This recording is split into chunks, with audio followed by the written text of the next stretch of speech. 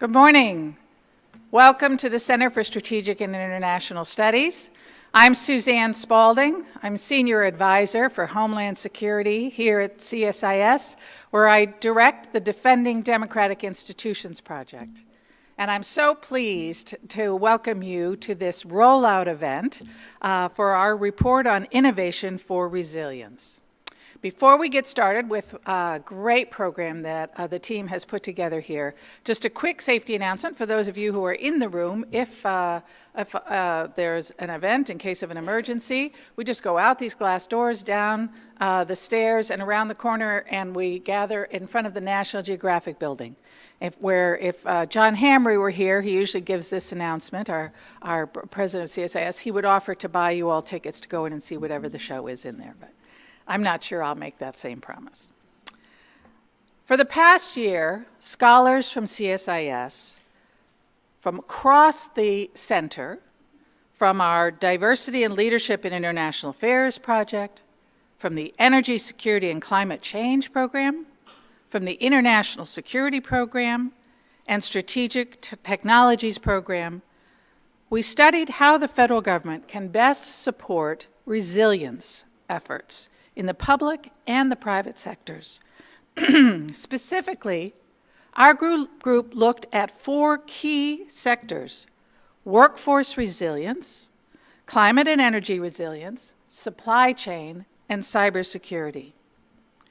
Everyone knows that resilience is important. It's a buzzword. And one of the things we'll talk about today is the different ways that people define resilience, which is going to be important as we think about policies going forward. But the practical implications, associated costs, and needed reforms are not as clearly understood. What we aim to do with this report is examine how the federal government is tackling the concept of resilience. How's it being defined? How are we measuring progress? And are we sufficiently prioritizing resilience efforts as opposed to, for example, chasing down this myth of total security? The entire report can be found at the CSIS website, csis.org, so please go and check it out. Before we get started with our program, I want to quickly turn things over to our project funder, Deloitte Consulting LLP. In particular, we'd like to extend our deepest appreciation to Mike Beeland and Mary Margaret Jenkins from the Deloitte team, who are in the audience today and who were so instrumental in helping to conceive this project. I would also like to thank Lee Hurley, the Managing Director for Deloitte Global and Public Services, and invite her up to the stage to make some brief opening remarks.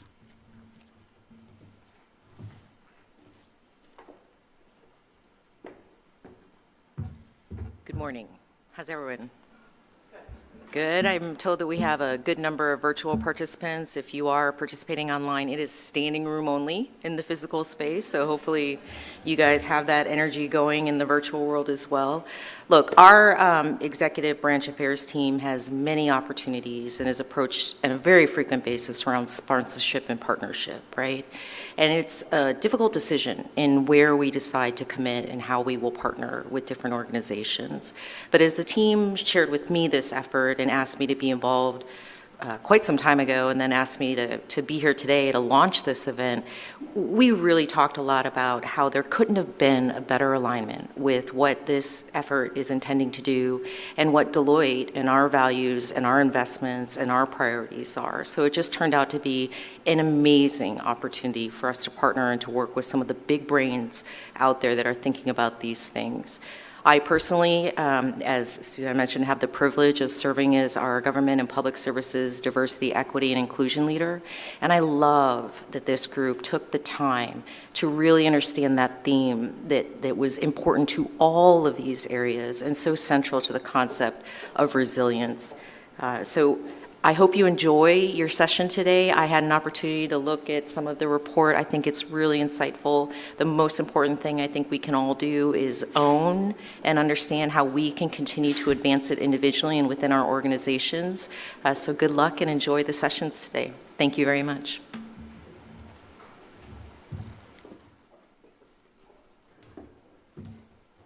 Thank you, Leah. And we pulled together a lot of great experts in a series of roundtables as we worked on this, but it included a lot of experts from Deloitte from across these various subjects, so very grateful for that. It's now my honor to introduce our keynote speaker, my friend and former colleague, Caitlin Durkovich. Caitlin is Special Assistant to the President and Deputy Homeland Security Advisor for Resilience and Response at the White House National Security Council. As the Deputy Homeland Security Advisor, she's responsible for the advancement of national policies and programs that enhance the resilience of the United States and strengthen the U.S. posture to physical and cyber threats to the nation's critical infrastructure. She previously served as the Assistant Secretary for Infrastructure Protection at DHS from 2012 to 2017, which is where I really got to know Caitlin. When I first arrived at DHS, she was Chief of Staff for the National Programs and National Protection Programs Directorate. Who could ever get the P's right? Which has now thankfully been renamed to the Cybersecurity and Infrastructure Security Agency. Although I will note that I really wanted to have resilience in there. I was pushing for Cyber and Infrastructure Security and Resilience Organization, which would have been CISRO, which I thought was really cool. But of course, when we had a need for someone to step in and take over the infrastructure protection organization within NPPD, Caitlin Durkovich was the obvious choice to step in and be the Assistant Secretary and did an outstanding job. Caitlin was a director at Toffler Associates and served as a non-resident fellow at the Atlantic Council. She co-authored the development of a Scowcroft report on the future of DHS. That was in August of 2020. She's authored multiple documents, including the critical infrastructure chapter in a book called Beyond 9/11, Homeland Security for the 21st Century by MIT Press.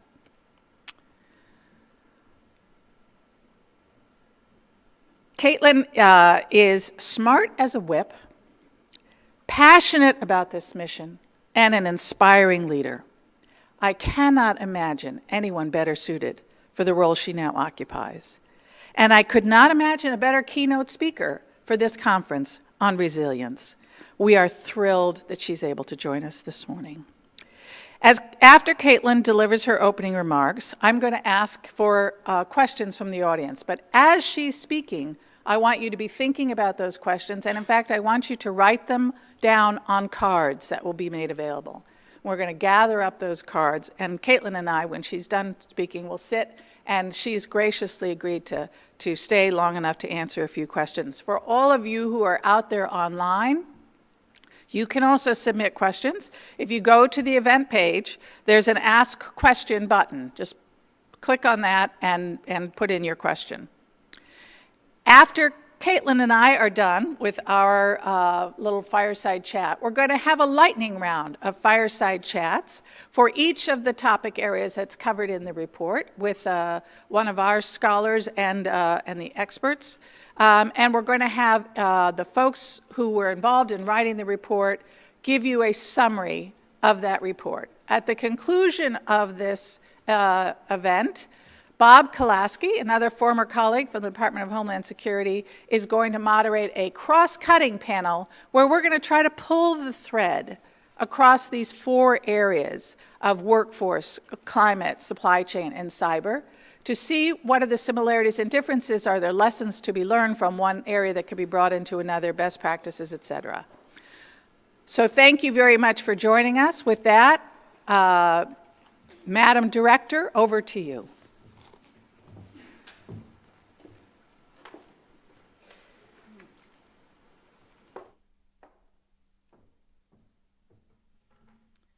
Good morning, everybody. Suzanne, thank you very much for that introduction and the invitation to join everyone here today. And also thank you for your friendship, the working relationship that we have, for your mentorship. It's always wonderful to be with you. I also want to thank the authors and the contributors of the Innovation for Resilience report. Terrific work has been done, and to all of you who have taken the time to join us today, whether in person or online, as we work to continue to advance the important topic of resilience. I am here today to share my perspective on how this administration views resilience and how we can move forward to continue to evolve and grow our thinking around resilience.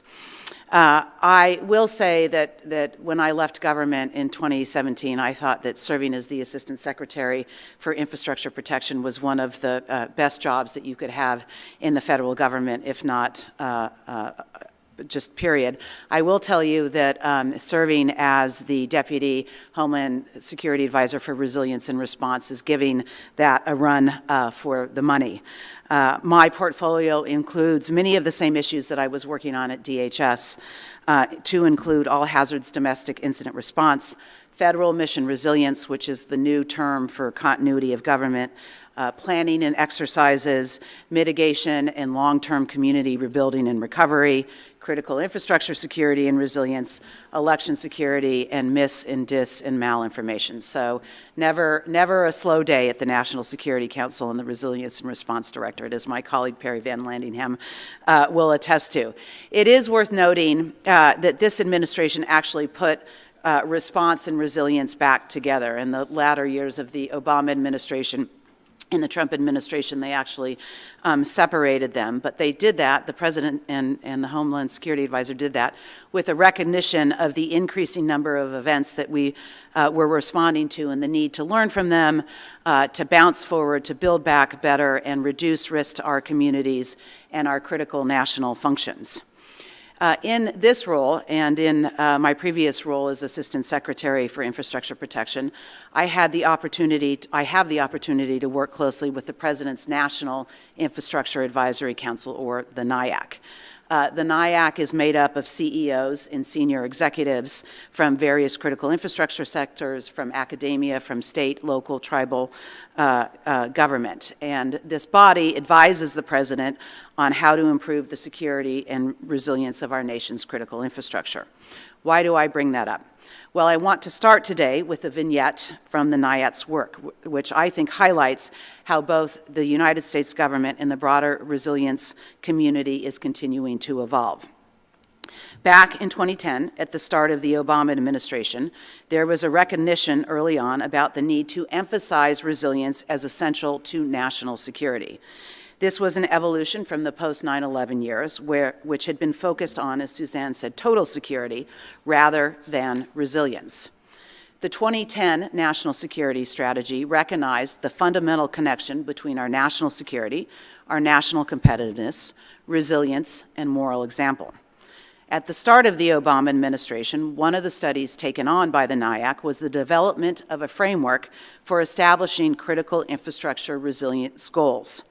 That study noted that the Council believes that it is the purview of individual companies and sector-wide organizations and institutions to set resilience goals.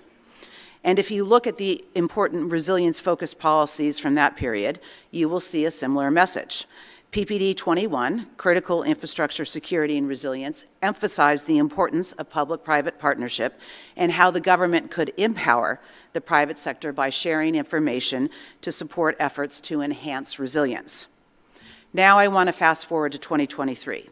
And in fact, the NIAC met this month to present its recommendations to the President on cross-sector collaboration to enhance the security and resilience of our critical infrastructure.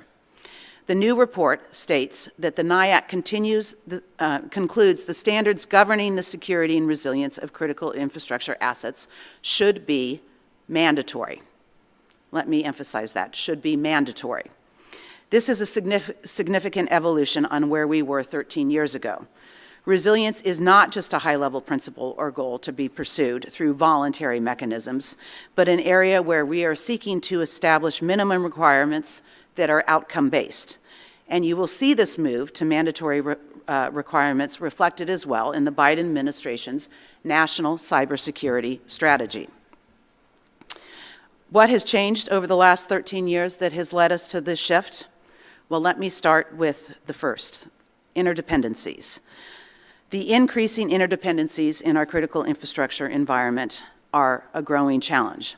As the authors of this report have highlighted, the resilience challenges we are facing are complex and cut across multiple sectors. We can no longer look at specific industries or sectors in isolation.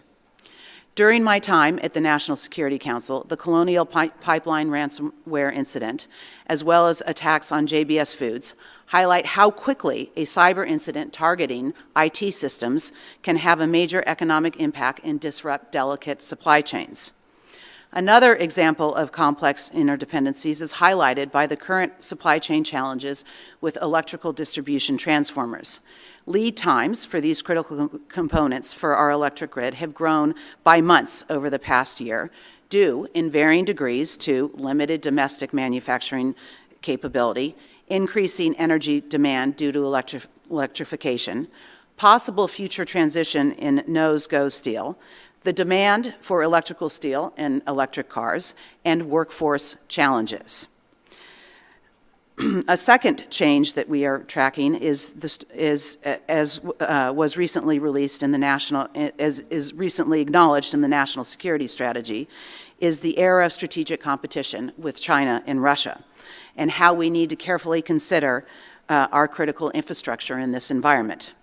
China has both the intent to reshape the international order and increasingly the economic, diplomatic, military, and technological power to do it.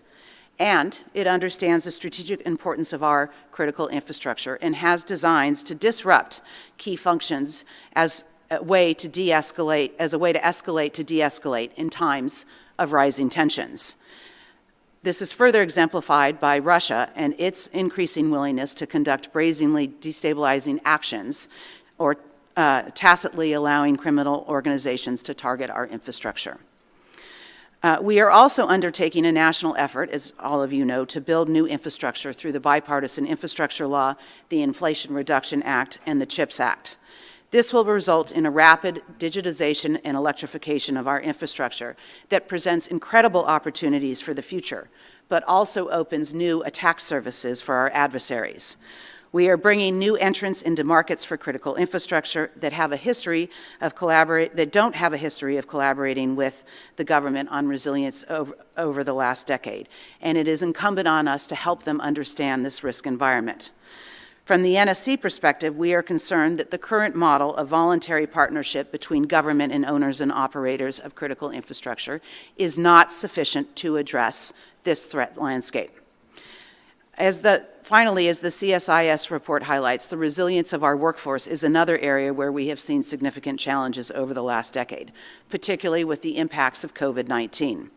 A resilient workforce underpins all of our efforts to pursue security and resilience of critical infrastructure and is essential for innovation, which is the topic that I will turn to next.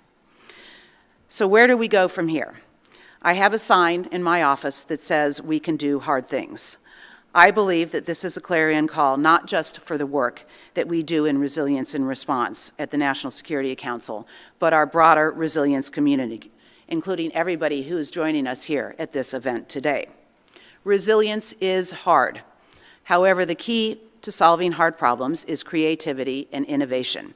That's why I'm excited about the theme of today's meeting and the report that CIS is releasing, Innovation for Resilience. Innovation is an opportunity, and the United States continues to lead the world in new ideas. I will share some ideas and approaches we are pursuing in the Biden administration, but we will need the broader resilience community beyond those of us in this room and online and in the federal government to take on this challenge as well. A few things that I'd like to highlight from our ongoing work.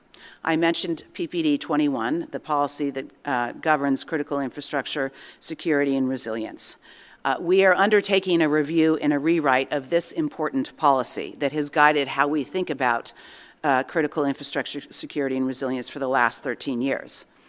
Based on how the federal government views have evolved, this new policy will articulate high-level principles and goals.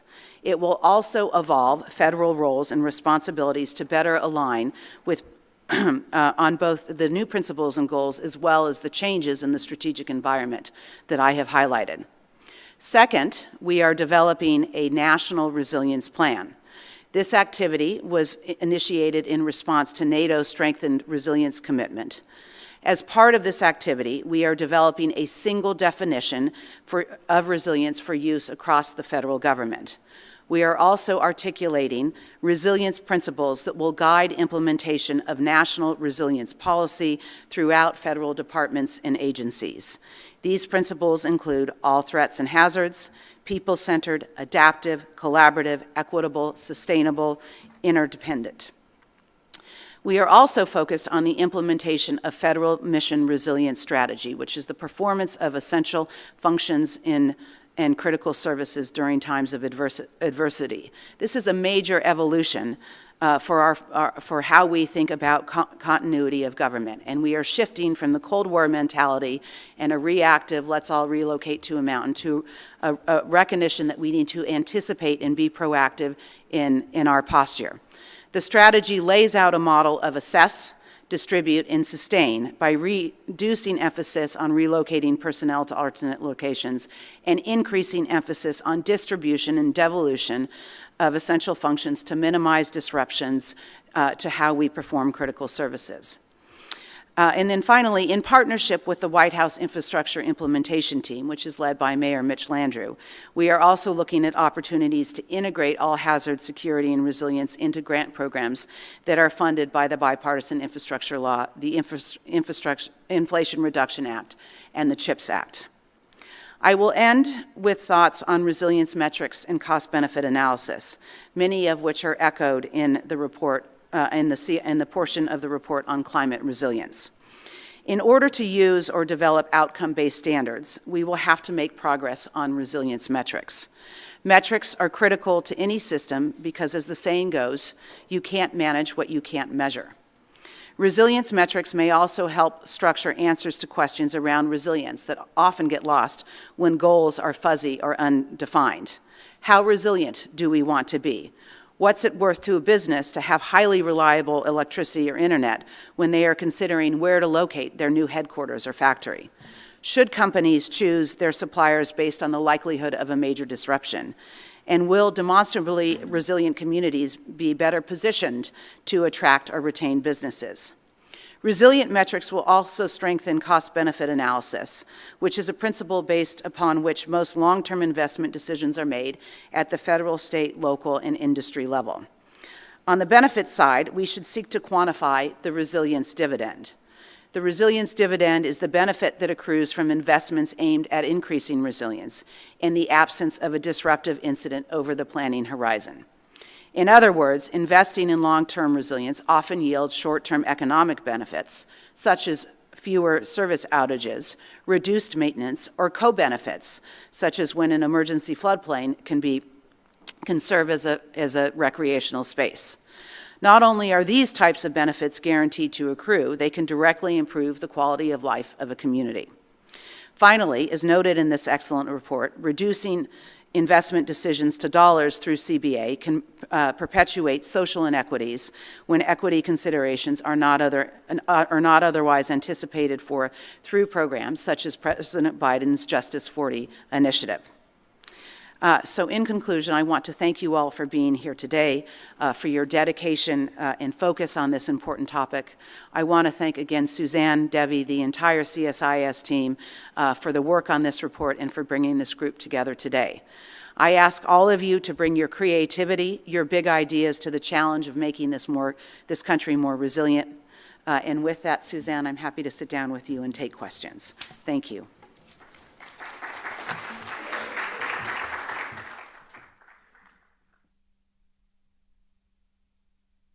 Caitlin, that was terrific. Thank you. Very comprehensive, ambitious, Yes. but coherent effort here to strengthen our nation's resilience. And I'm not surprised. As I say, I think you come to this with a perfect background to think this through across our entire economy.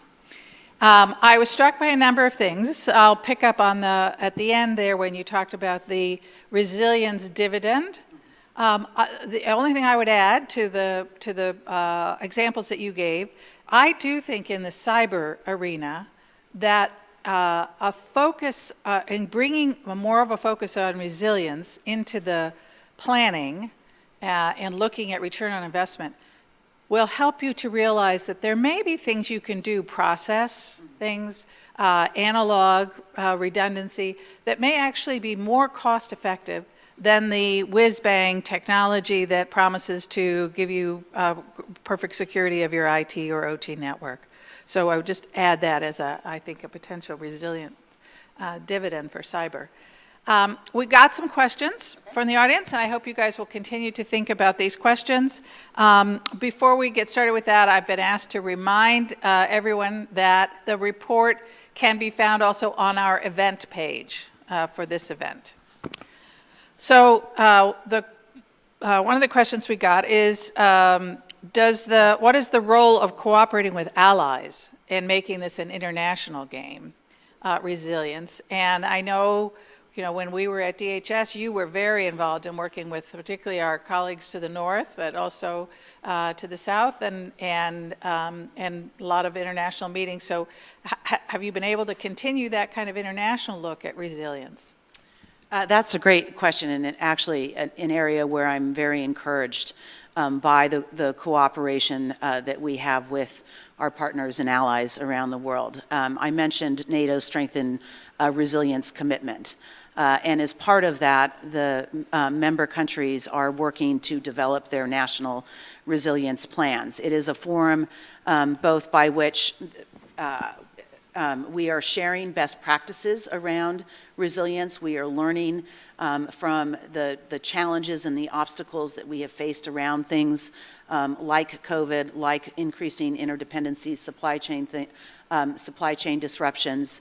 And in building the plan, there are 7 baseline requirements that essentially align to critical infrastructure functions, and each country is responsible for talking about what they are doing in those baseline functions. The goal is not only to create national resilience, but also to ensure military resilience, given the geopolitical environment.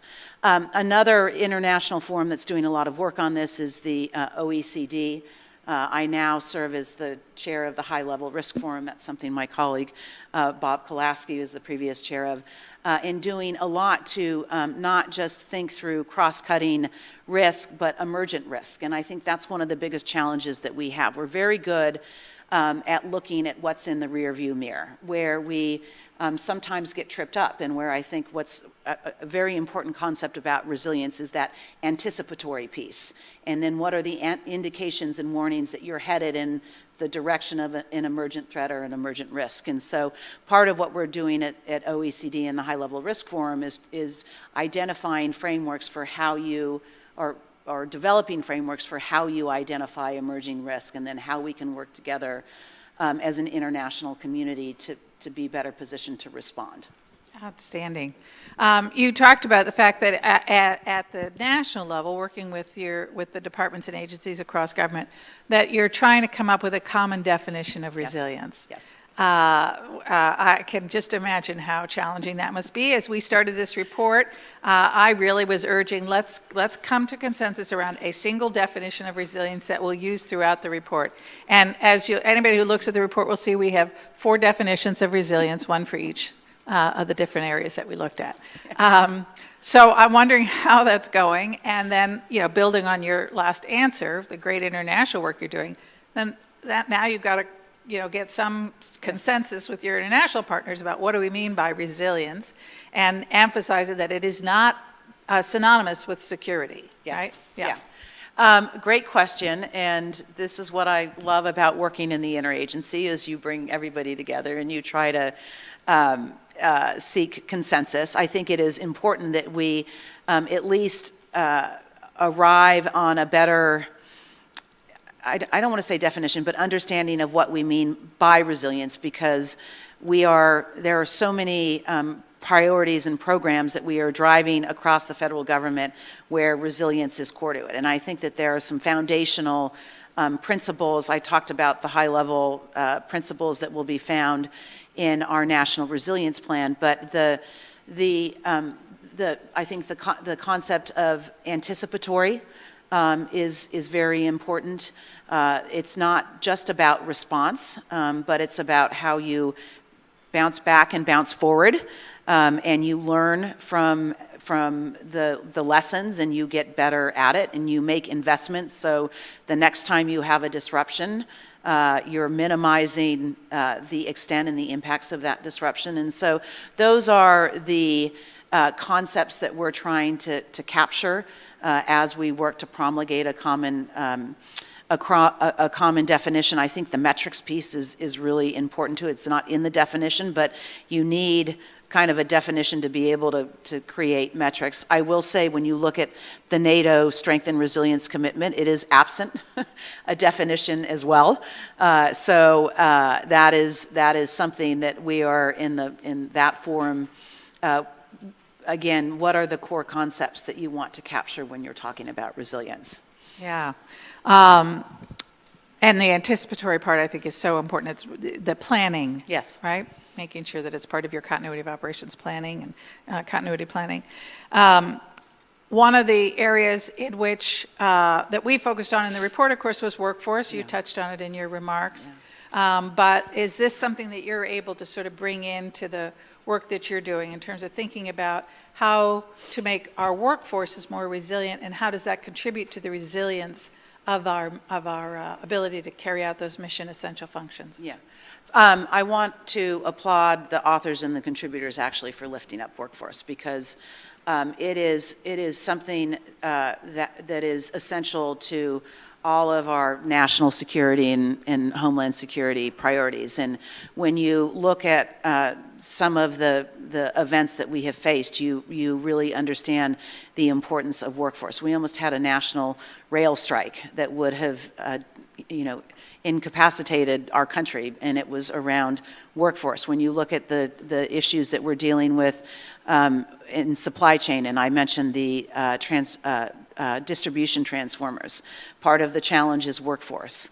And at the end of the day, we were having this debate yesterday. People are essential to an organization's resilience, to our ability to carry out resilience, and we have to continue to think about how what skills are needed across these important mission spaces, how we continue to lift up and attract workers, how in the middle of a crisis, this is something that we're doing in our federal mission resilience work, the people focus. So if continuity of communications is important, yes, you can think about the systems and the assets that enable us to communicate in a crisis. But if you don't have the people who can operate those systems and who can keep them secure, then it's, we're lost. And so it is a very important part of our work. The National Infrastructure Advisory Council, its last act in the Trump administration was actually a report on workforce that is fantastic, and we are working to build on that and to implement some of the recommendations in it. So it's core to what we do. Yeah, and it's interesting to think about how you might try to weave resilience into the decisions you make about who you hire. Mm-hmm. I'm on the board of a wonderful organization I'll make a plug for called Girls Security. Yeah. Goes in and talks to high school girls and has mentors and mentees to introduce young girls to the concepts of national security. And one of the things they're finding is that so many of these young girls are so resilient. They've been through a lot in their lives. And so I'm helping them to recognize that they have that resilience that we need to bring into the workforce as well. Yes.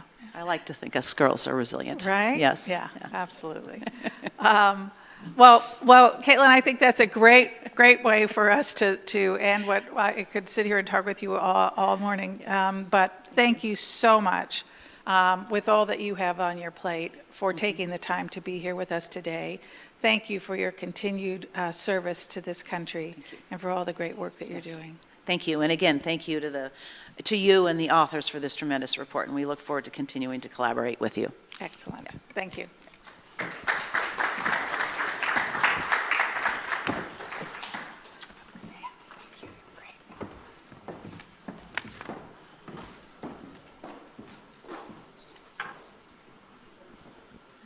Probably leave this one here.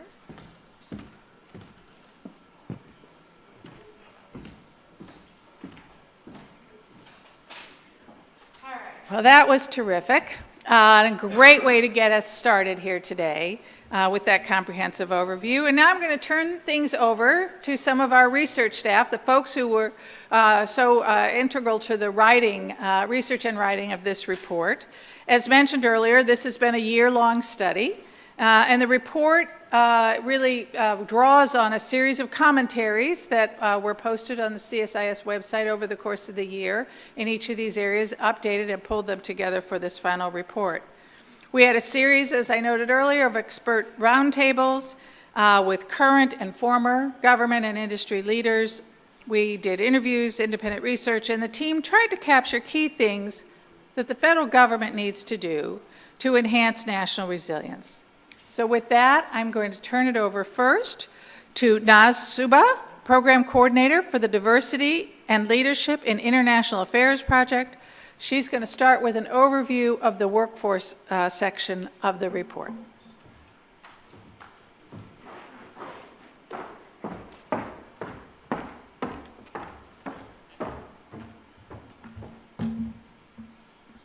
Thank you, Suzanne. Good morning, everyone. As Suzanne mentioned, my name is Naz Suba, and I will be sharing some highlights from the workforce resilience section of our report.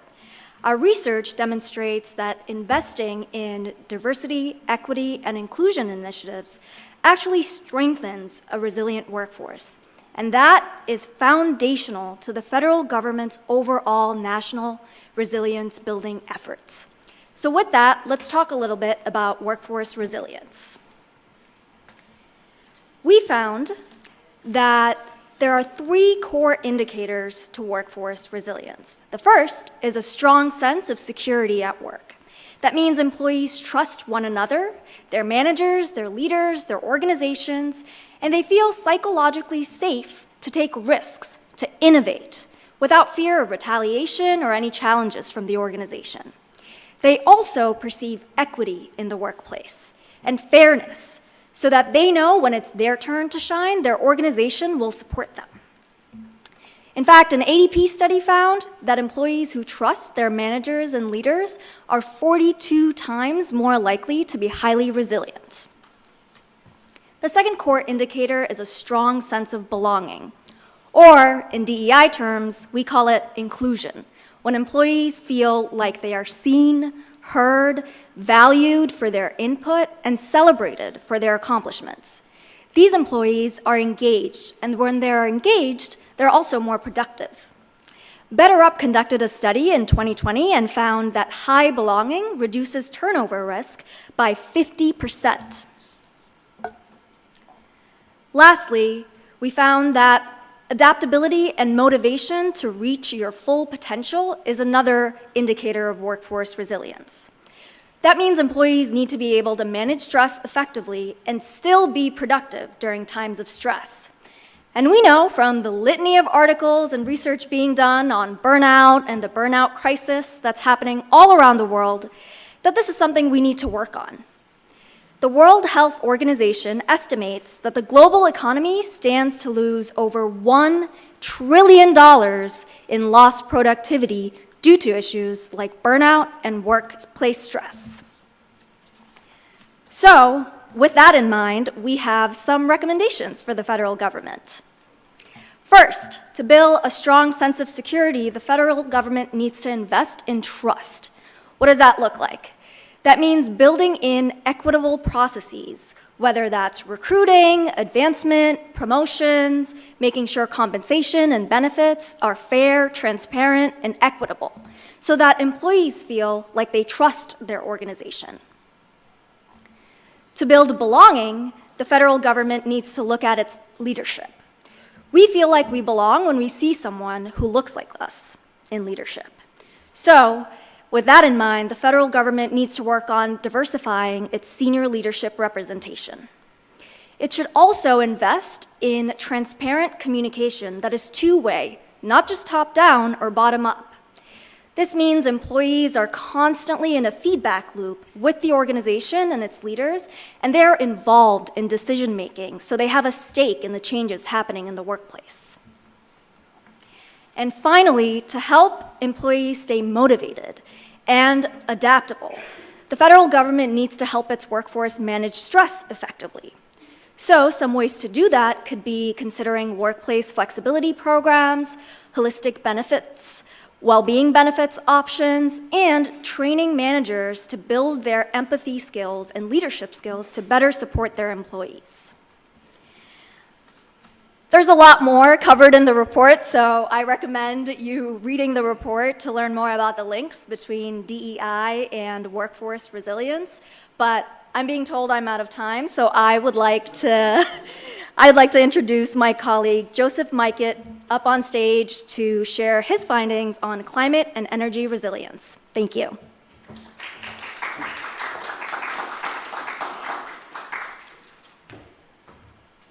Hello all. Very excited that we're having this event today and that our team was able to participate in this interdisciplinary evaluation of the federal government's efforts on resilience. Before I touch on our efforts, I would like to credit two researchers who participated in this work with us but have, unfortunately for us and great for them, moved on to new opportunities. Morgan Higman, at the time of this project, was a fellow here in our Energy Security and Climate Change program, now with the Nature Conservancy State Office in Florida, and Elizabeth Shakanazarian was an intern in our program and contributed to our work on resilience and climate resilience now in law school. So thank you to both of them. What am I looking at here? Oh, yes. So when we think about climate risk, it becomes this encompassing challenge, right? You're talking about a global phenomena that gets expressed in the United States and felt by multiple sectors and multiple elements of local, state, and federal government, as well as the private sector.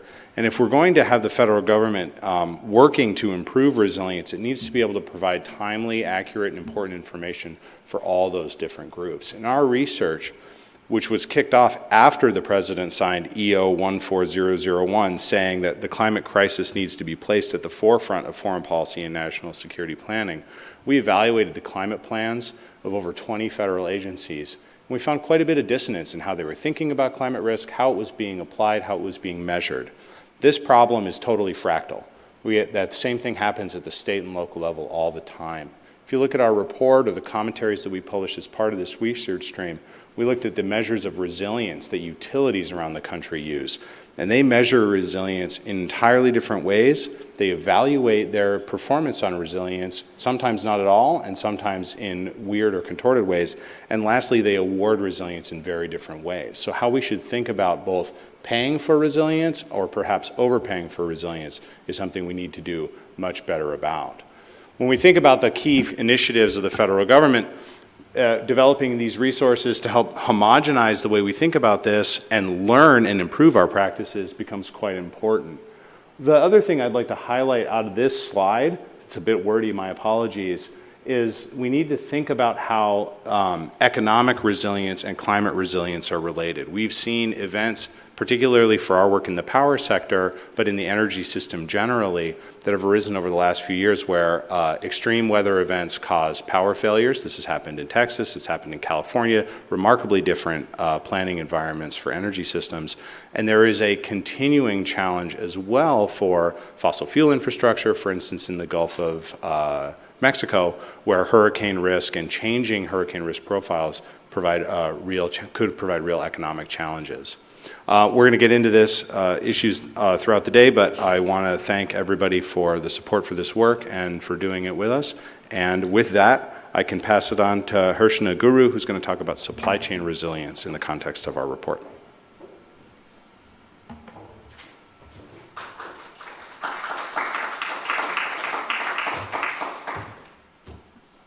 Thank you.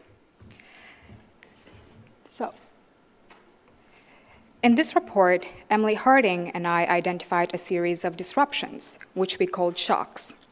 that could disrupt the supply chain system. These shocks followed from a combination of poor visibility, which hampers planning, and a narrow pipeline, which creates a focused risk. We identified 4 main types of shocks, which are by no means a comprehensive list, that could disrupt supply chains. There are security, economic, reputational, and workforce shocks.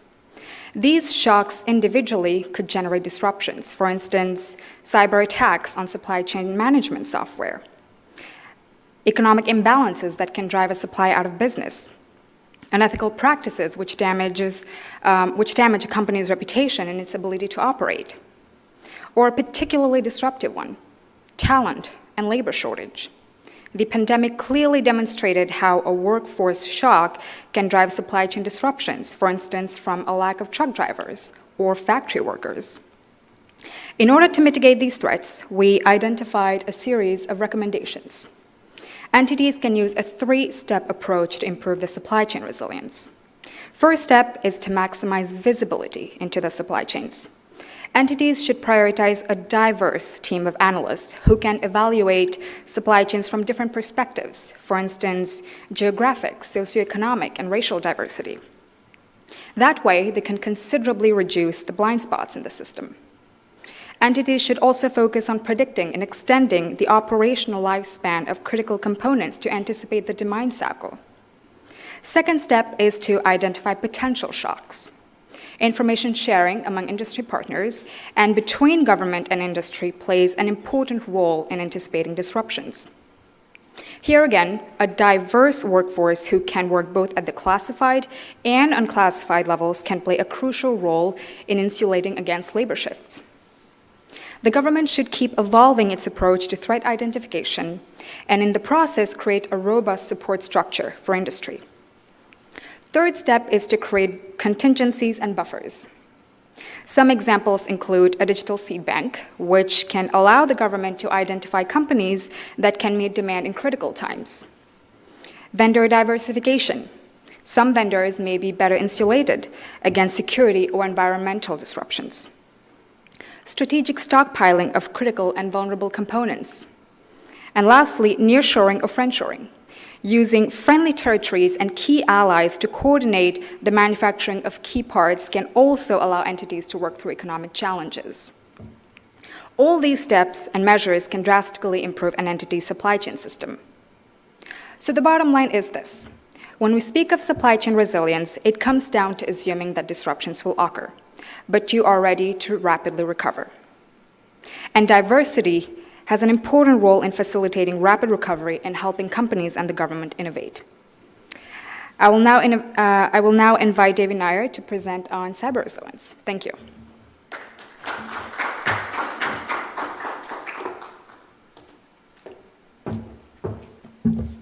Good morning.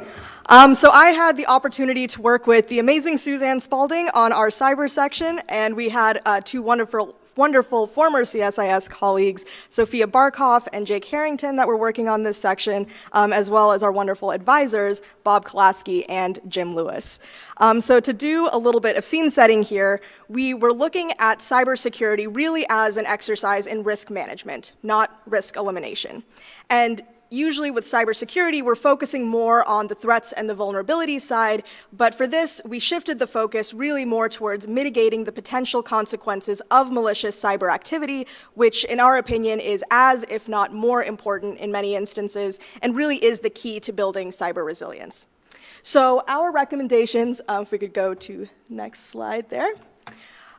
We really focused our analysis and recommendations around 5 key areas that we think the federal government should focus on. The first is looking at how the government is organized and resourced to really champion, develop, and coordinate different resilience initiatives. And the good news here is that with the creation of new entities like the Office of the National Cyber Director, which just put out their cyber strategy just a few weeks back, there's a lot of good developments in this space. Additionally, you have entities like the Cybersecurity and Infrastructure Security Agency that have really grown in mission and size in recent years. The second and third thing I'll just put together was looking at how we're investing in process and infrastructure. So this is a lot about finding the cost-effective ways to invest in cyber resilience, mapping out potential cascading effects, and really coming up with those pre-incident response plans and continuity plans, which includes but is not limited to continuity of the economy plans. The fourth thing is we focused a lot in this report on how we need to enhance public and private partnerships, especially given that most critical infrastructure is owned and operated by the private sector. This is really key that we get those partnerships right. And so we focus really on two big parts of this. One is the information sharing side, getting rid of any barriers. What are recommendations to kind of facilitate more timely information sharing between the public and private sectors? And then finding those opportunities to really enhance exercises, joint exercises between the public and private sectors. And then finally, the most important thing, which has been touched on by all of my other colleagues before, is we really need to figure out the workforce piece of this if we want to grow cyber resilience. This has been a long identified pain point in the cyber community, and you can't have resilience without that fully staffed cyber workforce that can maintain operations during and after an incident. And so there's a lot of good work that's being done in this space, but the federal government has a long way to go to make sure that that it's recruiting and then retaining the full federal cyber workforce. There's a lot of recommendations sprinkled throughout the report, so hope you get a chance to read it. It's now on the event page. But with that, I'll just do a quick wrap-up of the report as a whole. You might have noticed we had bendy palm trees on the event page, on the report cover. A lot of them are just aesthetically pleasing, but in this case, we really just use them because it shows kind of what we want the federal government to be doing across these four focus areas, or really any other type of resilience. The government needs to be flexible and adapt and react to threats in organic ways without breaking, or in this case, really disrupting any sort of essential functions or processes. So that is our report. Like I said, you can find it online. And with that, I will turn it over to Hadil Ali, our Director of Diversity and Leadership in International Affairs. Thank you.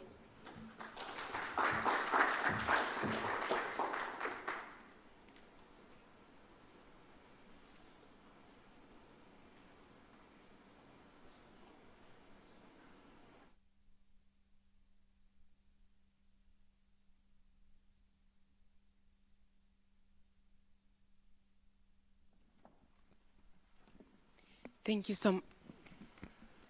so much, Davy. Good morning, everyone. Thank you for joining us here today, either in person or online. My name is Hadil, and I'm the Director of the Diversity and Leadership in International Affairs project here at CSIS. DLIA is the hub for all diversity, equity, and inclusion, or DI efforts at CSIS. Since its inception in 2017, our program has been dedicated to elevating diverse voices and perspectives. Here at CSIS, we believe that a diverse workforce leads to more ideas, more innovation, and more robust policy solutions. We strive to be a thought leader within the DI and national security space. I'm honored to have had the opportunity to partner with Deloitte and work on this report, Innovation for Resilience. The report aims to provide fact-based recommendations for the federal government to leverage in its resilience building efforts. Over the course of the past year, my team conducted research to highlight the connection between DI and workforce resilience. And this will be the topic of our first conversation here. Our findings indicate that DI serves as the foundation for workforce resilience, which underpins any organizational effort to fortify its overall resilience. I'm honored to be joined here today by Stephanie Leroux to discuss the connection between DI and workforce resilience. Stephanie is the Chief of Diversity, Equity, and Inclusion for the Office of the Director of National Intelligence. She leads the implementation of the National DI Strategy for 18 agencies, departments, and elements within the intelligence community. She previously served as the Chief Diversity Strategist for the CIA, and prior to that role, she worked in the CIA's Office of General Counsel in both the litigation and administrative law divisions. Stephanie serves as the IC representative to various White House initiatives on advancing educational equity, excellence, and economic opportunities for various underrepresented communities. Welcome, Stephanie. It's such an honor to have you here. Thank you for having me. Thank you. As my colleague Naz mentioned earlier, Stephanie, the three core indicators of resilience that we looked at are sense of security, sense of belonging, and adaptability and motivation. How do you think the IC or the intelligence community can incorporate these three core indicators in its institutional structure? Sure, that's a great question, and I've loved all the presentations on resilience today. And one of the things that I think you all have done a fantastic job doing is really making kind of the distinction between resilience in some instances and resilience as it applies to other instances, specifically the workforce. So when I think of resilience, typically I think of someone's ability to bounce back, our ability to deal with the world crashing down around us. But I also think about systems that are developed and designed that are problematic and that need to be addressed. And so one of the things that I've really been focusing on within the intelligence community is that two-prong approach to resilience, right? The first being making sure that we have these employees that can bounce back, that they have psychologically safe spaces where they have trust so that they can deal with the issues of national security. But the second side of that is also making sure that we're holding the government accountable, right, for those instances that are creating situations where people have to be resilient, right? And I think that's part of what's often left out of the conversation about resilience. It's not just about being able to deal with what's going on in the workplace, deal with a horrible manager. It's about making sure that we are correcting the situations that are forcing our people to have to be resilient in the first place, especially when it comes to the workforce, like I said, the manager and employee relationship. So I think that's something that's often left out when we talk about the resilience conversation, is making sure that we're addressing the institutions and the situations that are creating a situation for our workforce like that in the first place. The other thing you talked about that I thought was really interesting was how we're doing this in the IC. And I'll tell you, the primary way that we're doing this in the IC is by holding people accountable. Holding people accountable, because you all mentioned earlier the importance of trust, right? If you want to build trust with your workforce, they have to know that you see a problem, you understand the problem, and that you're going to do something about it. And if they don't know that you see it, and that you're going to do anything about it, it's going to be hard to develop that trust. And without that trust, you're not going to have that resilient workforce that is going to be able to deal with these national security crises when they do come. Absolutely. You mentioned a very important point about accountability. Stephanie, I want to talk a little bit more about the makeup of the workforce, right? We see that millennials and Gen Zers make up an increasingly number of the workforce, and research tells us that their values are shifting towards more flexibility, prioritizing issues related to environmental, social, and governance issues. According to a Gallup poll, millennials and Gen Zers want to work for employers who value their well-being, their holistic well-being. How is the recruitment and retention of a talented, resilient workforce connected to the protection, ultimately, of our national security efforts? I think this is a very basic answer, right? If we can't attract the people to do the job, then we won't have anyone to do the job. I think that's very simple. Glassdoor just did a recent study that I don't know if it was recent or not. I think I read it a year ago, actually, that 76% of employees of job seekers are looking at the DEIA portfolio of an organization before they apply to that job, before they accept that position. 76% of all people, not just people identifying as a racial and ethnic minority, women, or persons with disabilities. This is all people. And what they're doing to make that determination as to whether or not an organization is diverse and inclusive is they're looking at the employee engagement scores of that organization. They're looking at reviews from things like Glassdoor. They're looking at diversity of leadership. They're looking at a number of things. And if someone right now were to look at the IC, they were to pull our annual demographic report right now, they would not see any of those things, right? We are not meeting the composition for women, for persons with disabilities, or for racial and ethnic minorities. Our diversity and leadership is not reflective of the United States at whole.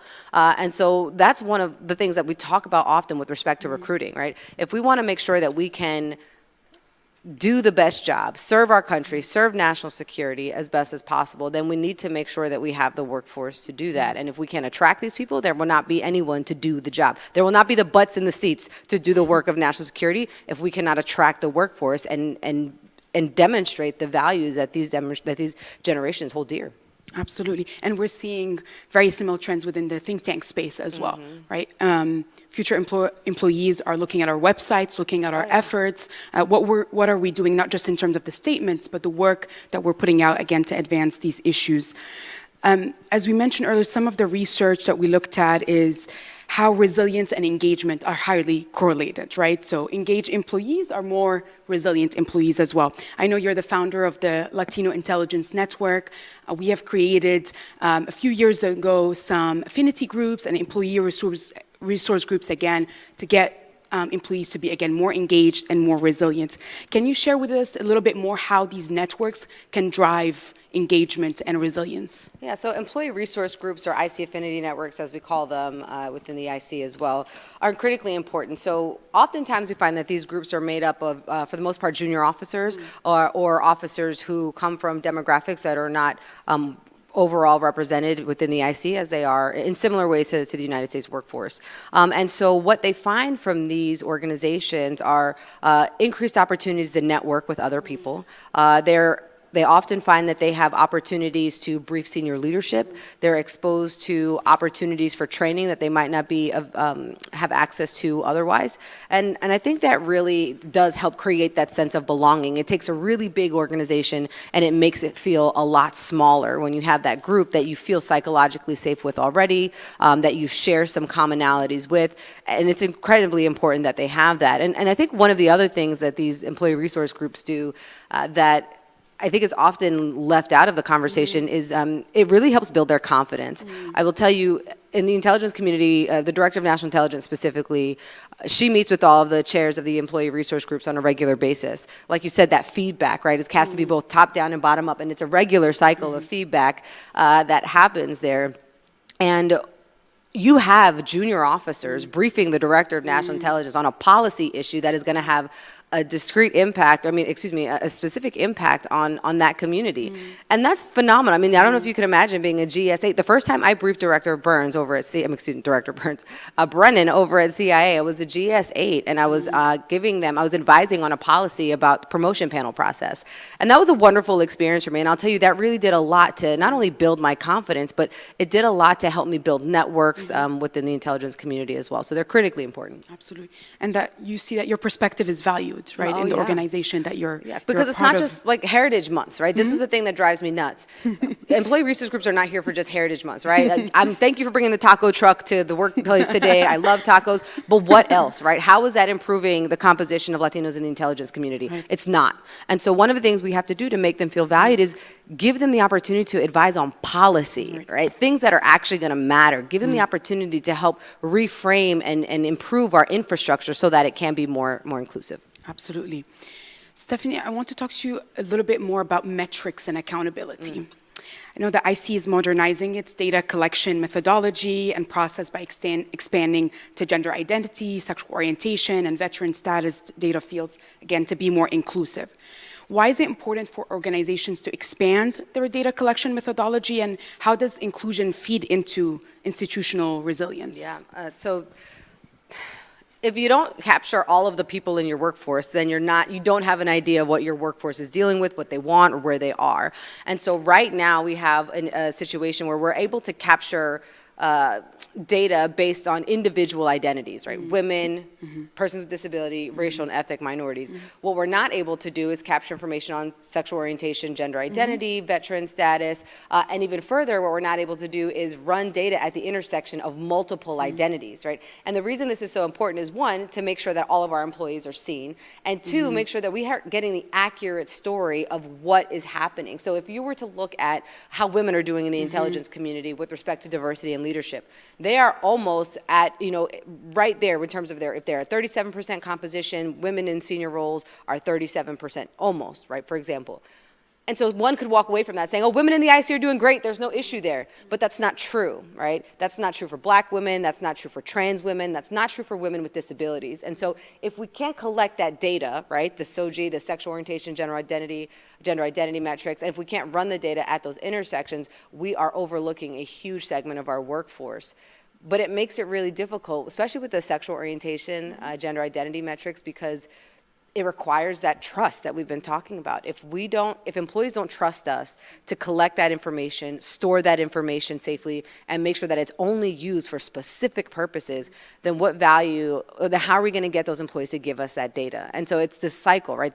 We haven't created a space where they feel safe enough to give us that data, and so it creates gaps in our data, so we can't make sure that our workforce that we're meeting the needs of our workforce overall. Another example I think about is annual workplace climate surveys, right? When you don't have employees that are filling out these surveys, that might be a data point in itself, right? Absolutely. Do they feel safe, right? Do they trust that something will be done with the information that they're sharing? So let me ask you one more question. In May, you were quoted saying that change in the IC would be incremental, right? Now that you've been in your position for over a year, I believe, what are some of the IC's top priorities for the upcoming year to promote DI across the organization's agencies, but also where do you see some challenges? Right. The top three priorities, when I think about them, are definitely data modernization, right? So our ability to get better data, run data so that we can have a more accurate representation of where we are. Accountability. If you look at the GAO audit of us, if you look at our MD 715s, you know that is the #1 issue that the IC is having right now, accountability. And lastly, policy development, right? We have a very, right now we're in a really good place in the DEI space, and we want to make sure that we're going to be able to do these things long after I leave, long after the DNI is gone, through any administration change. And so policy development is the last one. We want to make sure we have enduring DEI efforts. And so you said the challenges, was that the last one? Oh, well, this is a culture change, for a lot of the IC. So, I was the Gallup report that you mentioned earlier. There are different generations in the workplace right now, and they're all valuing different things. And this is like turning the Titanic, right? We have a million strategies, but culture eats strategy for lunch every single day. And if you don't have a culture that's willing to embrace that strategy, that really wants to make change, you're never going to do it. And so that, I think, has been the biggest challenge for us is changing the culture of the intelligence community so that not just particular generations value DEIA, but that the entire intelligence community can see the value that this brings to our mission and to the community overall. And on that point of cultural change and getting everyone on board, how do we ensure that we're also speaking about this issue that reaches all audiences, all communities in a bipartisan way? Yeah, so I think one of the worst things that happens with DEIA conversations is that people tend to frame it in like an us versus them type of thing, right? Or they tend to try to shame or blame someone into changing their mind about something. And I think that's very polarizing, right? If you tell someone you're horrible and you take this position and so X, Y, Z, why would that person want to engage with you? And so I think we really need to be mindful of how we're having this conversation, right? We're not shaming or blaming anyone. It's really showing the value, the nexus between what we do and how that serves national security, I think is an incredibly important part of how we're doing this work. So I think that's the most important part, is making sure that we're having the conversations in a way that people see that this is not an us problem and a you problem, right? This is this is a joint problem. And I think if we can really focus on how this serves, protects national security, I think that is going to be the way, if we frame the conversation that way, that's how we're going to get more people across, no matter how they identify politically, religiously, if we can get more people to understand the value of DEIA in that space, I think that's going to be more helpful. Absolutely. And just want to emphasize your point and the research that our team has been leading and the framing of this issue as a DI as a pressing national security imperative and the institutional credibility piece of that to make sure that we're getting everyone on board. Unfortunately, we are out of time, but Stephanie, thank you so much for your time and expertise. Thank you for sharing the examples from the IC, the intelligence community, and really demonstrate its commitment to strengthen workforce resilience and ultimately, as you just said, protecting our national security efforts. Thank you all of you for joining again. As we mentioned earlier, addressing DI through an intentional investment makes federal employees more resilient. As we will learn in the upcoming conversation, that is only one component of a broader resiliency strategy. So again, thank you for all of you for joining us here in person, and I will turn it over to my colleague, Joseph Mikett, who will facilitate a dialogue on sustaining climate resilience.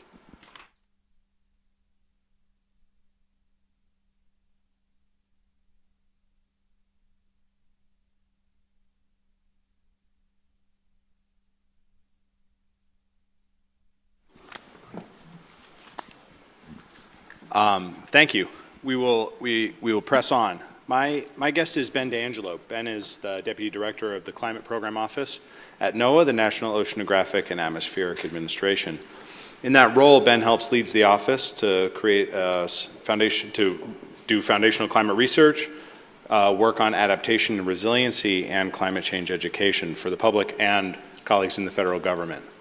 Ben also chairs the Arctic Council's Arctic Monitoring and Assessment Program, and prior to NOAA, Ben has worked both for the USGCRP, the Global Change Research Program, has done details in the White House and work at the EPA, a long storied career. Ben, I want to start with the big picture. The IPCC just released the final synthesis of the synthesis of the synthesis of the Assessment Report 6. And the picture that it paints is kind of harrowing, right? Global climate targets are going to be hard to meet purely through emissions reductions. And we know that over the next few decades, work as hard as we might on reducing emissions, we're going to suffer increasingly extreme and pervasive challenges from climate risks. Maybe we could start with, how, from a NOAA perspective or your long career, how we should be thinking about climate as an emerging phenomena and no longer just a future problem. Right. Well, thanks, Joseph. It's great to be here. It's good to meet you. I think that is a good place to start. I did want to say a few words about the recent IPCC synthesis report from the 6th assessment. Some of the things it said are not necessarily surprising, but yet still compelling and important for us to frame this discussion. One, the report was very, very clear that more likely than not, we are going to approach and possibly pass 1.5 degrees Celsius of increased globally average temperature in the near term. So we are actually very close to exhausting the so-called global carbon budget that's compatible, that's associated with the 1.5 degrees. So I think a big question for future scenarios is, are we going to blow past 1.5 and go towards higher temperature increase from 2 to 3, or are we going to pass 1.5 but more hover around it, maybe overshoot it and come back to it? But the fact that we are approaching 1.5, it underscores the fact that a certain degree of climate change, despite what our actions are in the near term, a certain degree of climate change is unavoidable and is built in. And that underscores the fact that in addition to emission reductions, which are critically important to slow climate change, that we have to be thinking about adaptation and resilience in the near term. Okay, great. And when we think about adaptation and resilience, how do those become complements? How do we ingrain those in the public understanding of climate, right? Is there, if we think about, and maybe we can dive into NOAA's role to address that problem. Everyone uses NOAA services and data, whether they know it or not. I checked my app this morning, 51% chance of rainfall before 10 a.m., wear a different jacket. Very few people, I would argue, are thinking that way about climate change, right? And this brings up the concept of climate services, right? How do we provide meaningful, accurate, decision-relevant information on climate? And I know NOAA's leading the way in that regard.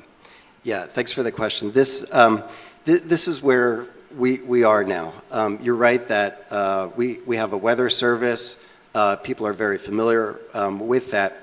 With climate change, I think both for NOAA and the larger climate change research enterprise, I think we're already talking about, we recognize that we need to be transitioning. So we need to be transitioning from providing state of the science reports or state of knowledge. Those will remain important, but increasingly we need to transition to what you just called climate services. And what we mean by climate services is that we need to be providing information on more climate timescales, decadal, multi-decadal, information that is more tailored and targeted to climate relevant, climate sensitive decision points in different regions of the country and indeed in different regions of the world and in all sectors of the economy and society. Agriculture decisions, urban planning decisions, infrastructure decisions, like all these decisions, many of these decisions we make have implications for the next few decades. If you're going to build a building, build a bridge, build a road, we anticipate it's going to be around for a while. When we make those decisions, we really ought to have that climate information built into the decision-making up front. And that's what we mean by climate services, providing the information that people need to make very, very specific decisions. The state of the science reports, the IPCC reports will continue to be important, but increasingly we need to provide this more tailored and targeted climate information. Well, one might suspect that information also becomes continuous, right? Like the picture of climate information, I think for many people, is that there are periodically reports that come out from the IPCC, from the USGCRP, from various reinsurance agencies. That comes from the private sector as well. But it's, something might get coverage in the New York Times for a couple days, and then it sort of re-enters the background. And what climate services seem to offer is a more continuous engagement as people are thinking through planning for national security, for a resilient society, urban planning, et cetera, how they're gonna have climate affect their decisions. I want to dive into 3 aspects of this relevant to the research that we did as part of this thing. But given that you've got your NOAA expertise, I think it's important to ground set and say, how much of this is a scientific challenge versus how much of it is a governance and a social challenge, right? So let's start on the science side. My understanding, having come up through a piece of the NOAA system myself, is that while we've gotten very good at global climate assessment and prediction, regional climate change, the shorter time scales, sort of decadal or even multi-decadal, is a bit more of a challenge. So how much of a science challenge do we have in providing relevant information to subnational decision makers, federal agencies, et cetera? Yeah, great question. We are not done with foundational science. Even though I said we need to transition into more climate services, at the same time we need to continue to invest and advance our knowledge, our foundational understanding, our foundational science of the climate system. There are still really important things that we need to better understand about our changing climate and how it will affect public health and the economy and well-being. For example, precipitation. As the globe warms, you affect everything. You affect rainfall patterns. How rainfall patterns are changing now and in the future, especially in the future, forecasting, predicting changes in rainfall patterns over different timescales remains a tough nut to crack in climate science. And this is so important for all society and public health. And in fact, within NOAA, we have an initiative that we're referring to as the Precipitation Prediction Grand Challenge. So we recognize that that is one particular area where we need to advance our understanding of how precipitation is going to be changing, whether areas are going to get wetter, drier, and also to be able to better predict these extreme events. We are seeing more intense rainfall events. More rainfall is coming in the form of more intense downpours. That's super important for flooding risk, et cetera. Other extreme events too, extreme heat waves, how climate change is impacting hurricanes. These are really, really important things where we need to continue to invest in foundational science. Right. And then the second piece is how do we know which information is most relevant, right? So I was told by a professor once that information without a decision context has almost zero value. And I think he was being generous with the almost. So how do we think about in the climate services case, what gets transmitted, we've got big climate models, we have tons of information. It's easy to intuit, 50% chance of rain today, but what is important to the different elements of society that we can maximally inform, and how do we form two-way communication? How does NOAA work in that context? Yeah, it's a great question. We have, at the global scale, we have a range of scenarios, and the scenarios depend in part on uncertainties in how the climate will respond, but in large part choices we make in emission scenarios. I think a lot of people familiar with climate change are familiar with this range of scenarios, but you're right, when it comes to decision making, okay, so what scenario is most likely? Which one do we choose?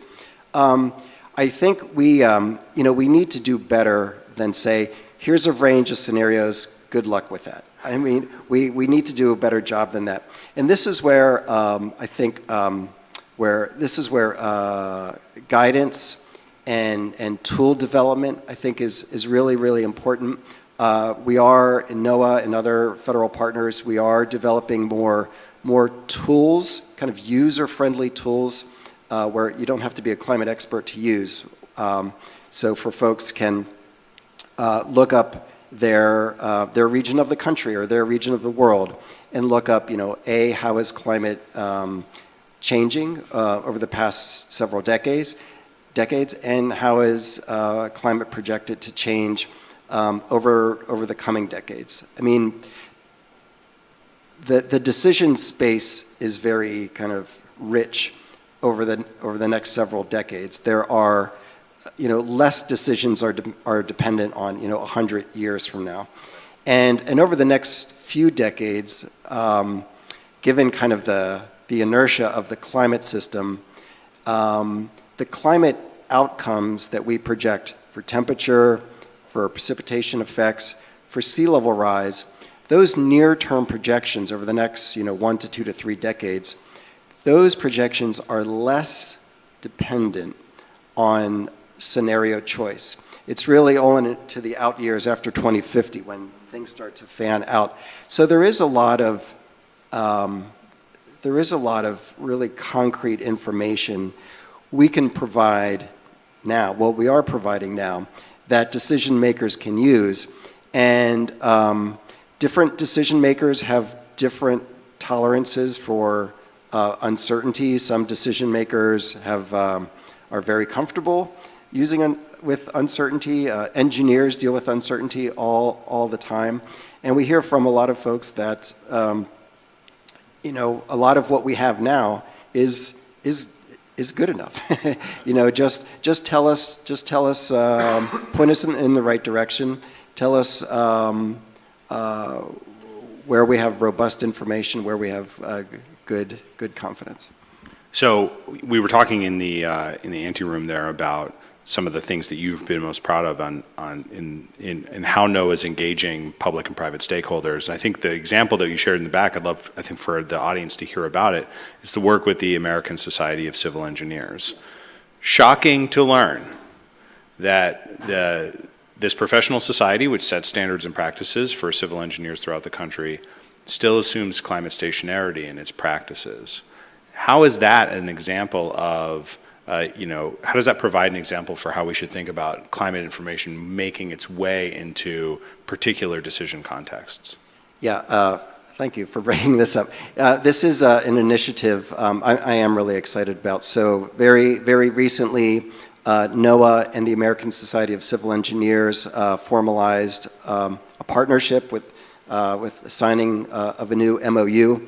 The whole, the objective of this is to, like you said, bring into the next generation of the civil engineering codes and standards and manuals of practice, have those new codes and standards reflect, the best available information, science products, expert judgment on a changing climate.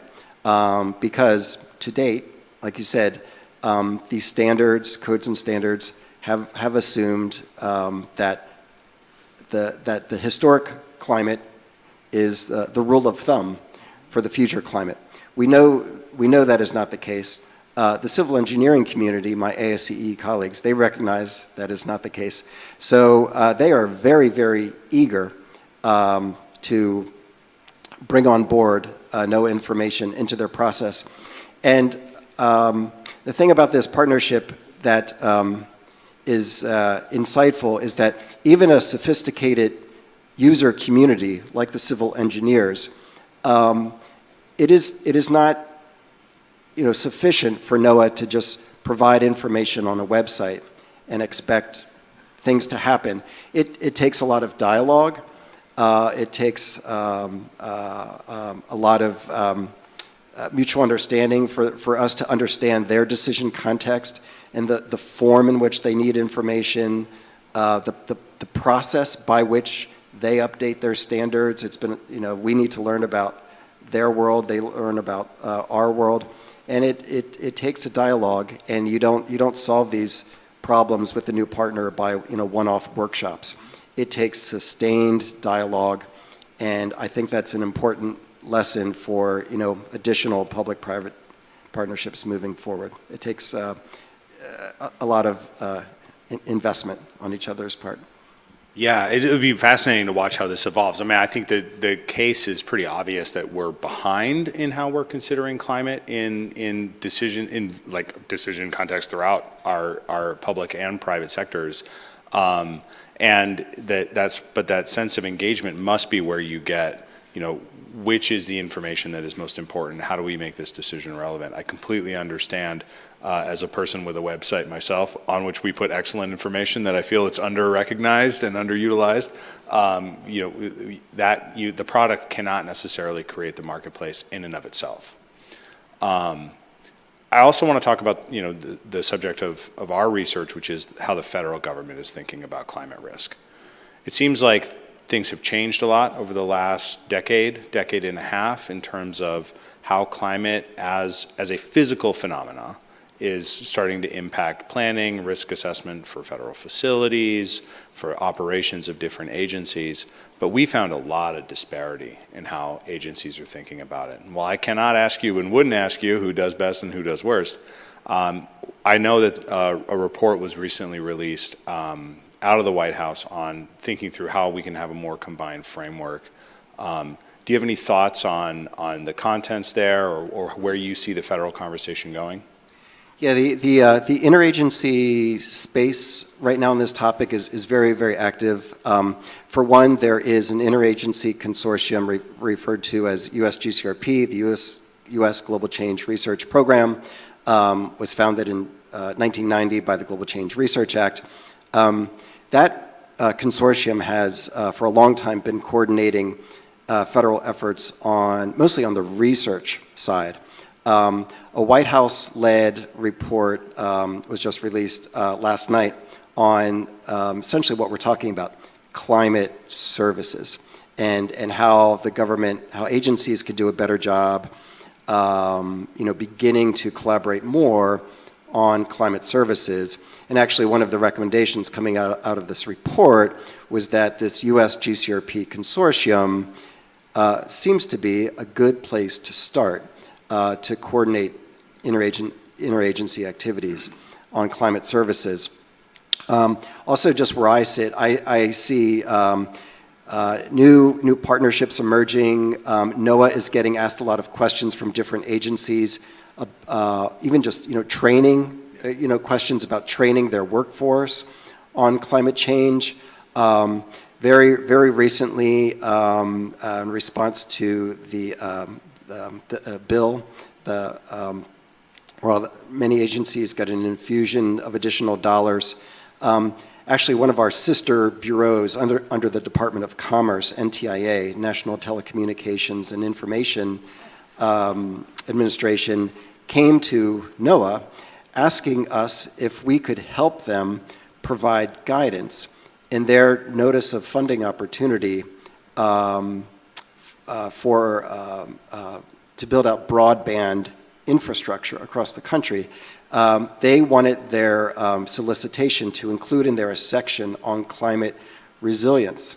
And we had to do this in short order. In short order, we put together a set of kind of cookbook steps for proposers to demonstrate that they were making use of available tools from NOAA and other federal agencies to kind of screen for known, identifiable weather and climate-related risks that might affect broadband infrastructure. So increasingly, we're seeing kind of bilateral partnerships like that. And what do you, when you kind of zoom out a little bit and think about another 10 years of progress and how the federal government is evaluating climate risks and providing services to the public, as well as using climate information to improve its own operations, what do you think are going to be the key innovations between now and a successful case? And what are the things that we should be wary of and really watch to make sure are happening well?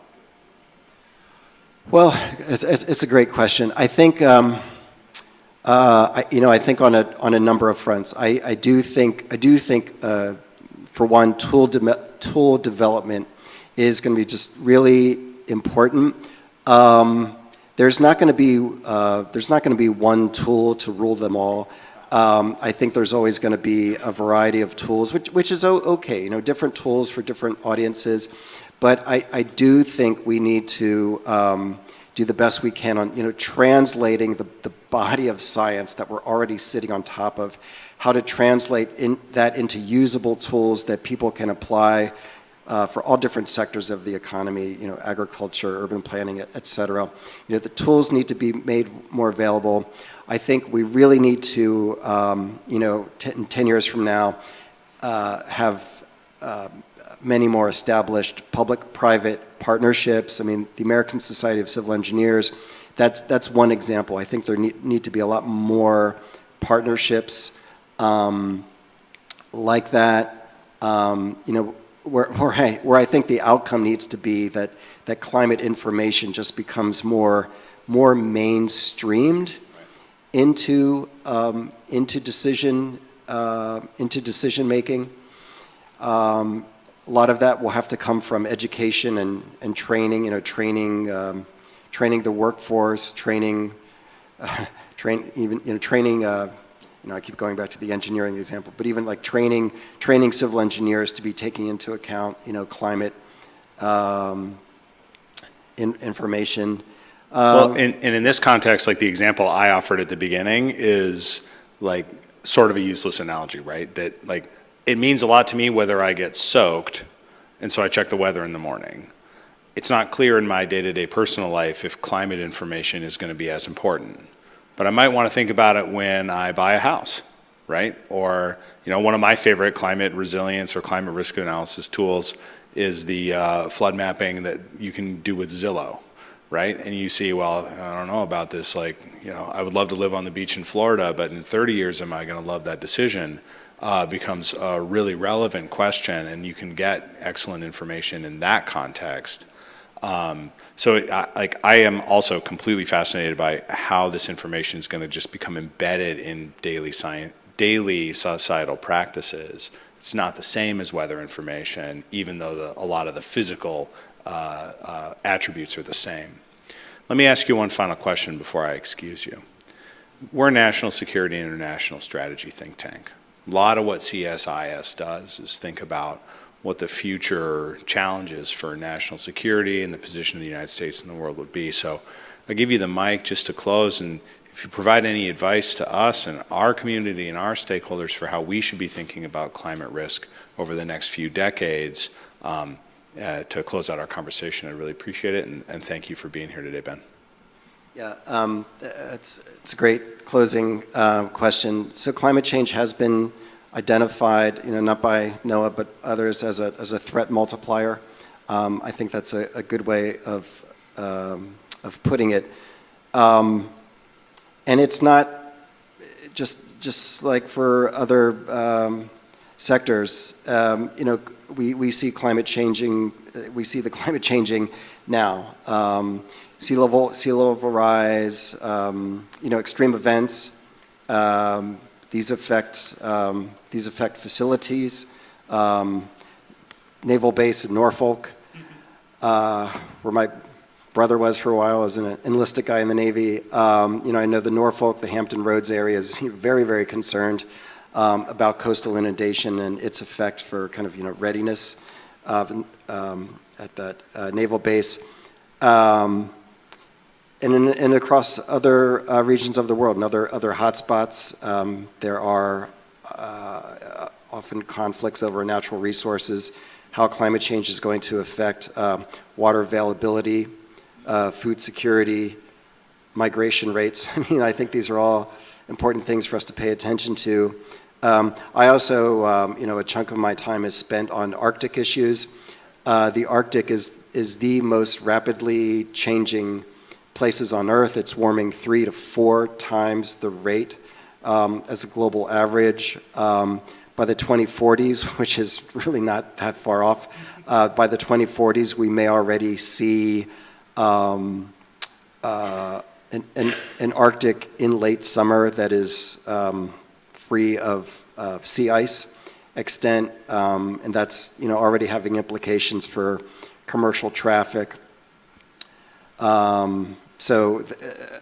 Short answer is, there seem to be a number of issues that kind of aggravate, touch on national security issues. Yep, it's an undiversifiable risk with global ubiquity. Ben, thank you very much for being here today. Thank you for your service, and we look forward to future engagements with you and all your colleagues at NOAA.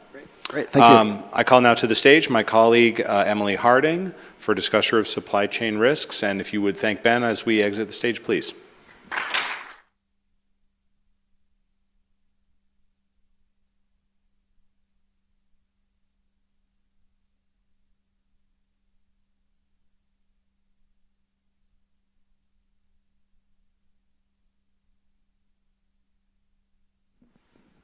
Many thanks. So we've had an inspiring conversation about diversity and the importance of diversity in national security. We have had a sobering conversation about climate change and the challenges we're facing there. Now we're going to move on to what I hope will be a wide-ranging and deeply practical discussion about resilience in supply chains. I have with us as our guest today Bob Costello, who is the Chief Information Officer at CISA. He has served in DHS for over 13 years in a wide variety of roles, including at ICE and CBP. He's worked on improving security and information management across the board, and I guarantee that his solutions have made each one of you safer as you move across this country. He also is an Air Force veteran and served the same mission in a brief stint in the private sector, and so I'm hoping he brings all those perspectives together today to talk about supply chain security. So a few comments to begin with about what supply chain resilience really means. We saw this during COVID. There was a huge supply chain disruption. There was suddenly shifts in where people needed goods and when they needed them. And there was a great line that we added into the paper that I just loved from the executive director of the Port of Los Angeles during the massive COVID backup in LA. He said the port could run for 24 hours a day, but they needed truck drivers, they needed warehouse workers, they needed crane operators, they needed this entire orchestra of supply chain players to get on the same calendar. And I just love that metaphor of an orchestra. It was all of these people who needed to be playing their role at the right time, the right moment, and no one thing was going to fix it. Extraordinarily complicated. So with that metaphor, I will hand it over to you. Can you talk a little bit about how you have experienced supply chain shocks, supply chain resilience through your career in leading at DHS? Sure, absolutely. It's great to be here today. And I do actually remember that quote when it was delivered from the Port of Long Beach. So I think at my time, and it's actually 15 years this year at DHS, You brought up some great points, primarily from, when I worked at Customs and Border Protection. And we had built great resiliency into our systems that we could process really fast, even during COVID. So, everything that's imported and exported goes through a very large IT system called ACE, the Automated Commercial Environment over at CBP. And we were able to scale up very quickly. We can actually thank a very large technology manufacturer that releases a new phone every year, and we 1 year slowed down their delivery because we couldn't scale. So our systems are very scalable, but what the executive director of Long Beach was talking about was something that we realized very quickly. So something that I encountered at CBP, some of our systems were designed not for what we would have expected in the first months of the pandemic. So I think we all remember personal protective equipment, PPE, was in short supply. And one of the things that came into my office at CBP was we have all these companies that want to import. They're changing what they're going to import. We don't have a way to rapidly take their information, vet it, and then approve it or deny it. So that came to us from the New York field office, and because of other work that we had done, we were able to scale up really quickly and design them an application in about 3 days that they were able to take information from the public, the trade community, and start approving PPE to come into the country much faster.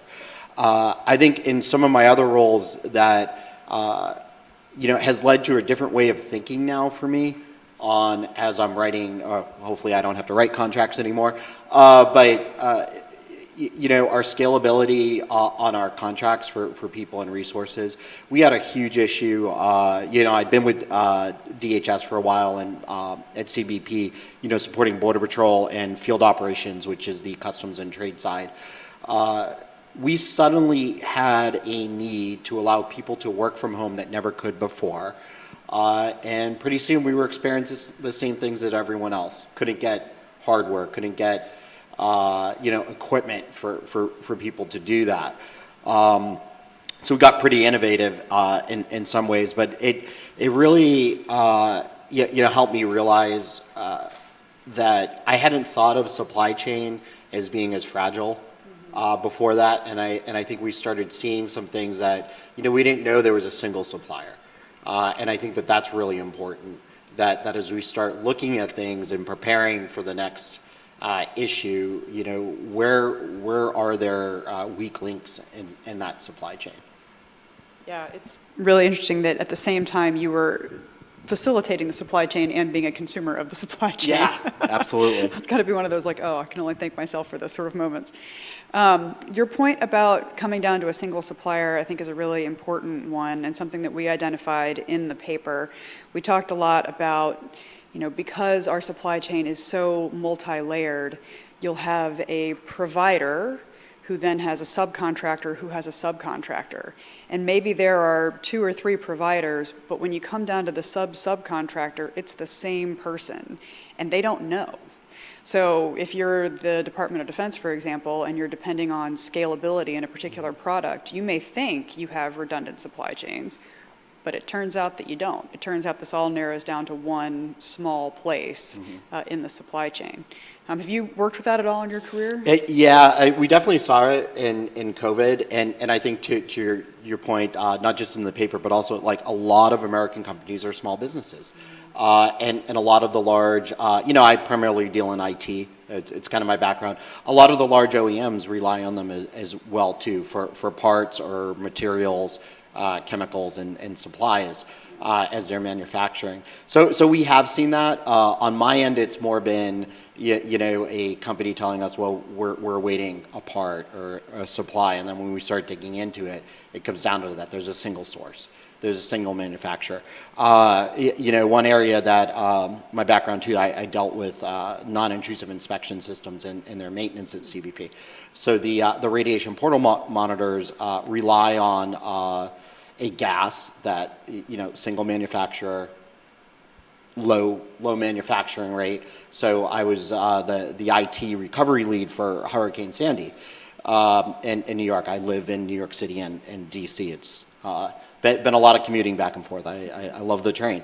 And that was a huge issue. Can we get enough of this gas to bring up, the port afterwards? So that was probably my first hit with something like that, we have a critical national security function that is relying on single source, single manufacturer, and low rate manufacturing too. There's not a big warehouse full of this somewhere just waiting for an event. So in a situation like that, what were you doing for contingency planning? Well, luckily, it's kind of funny when I look back on it. I was in a much more junior state in my career, but I learned from Ira Reese, who ran the labs at CBP. Kind of as he was explaining this to me, it got me thinking in my later years now. How do we diversify not just our workforce but our supply channels? Like, it's really important that we don't rely in my world on any single solution. We saw that, during SolarWinds. If we had just been reliant on one thing, we wouldn't have had, a backup capability for communications due to some things that had happened then. So I think it's really important to me that on the IT side that we don't become single sourced or single solution focused. And sometimes that's, in the government world, that can be very hard for small agencies and elsewhere.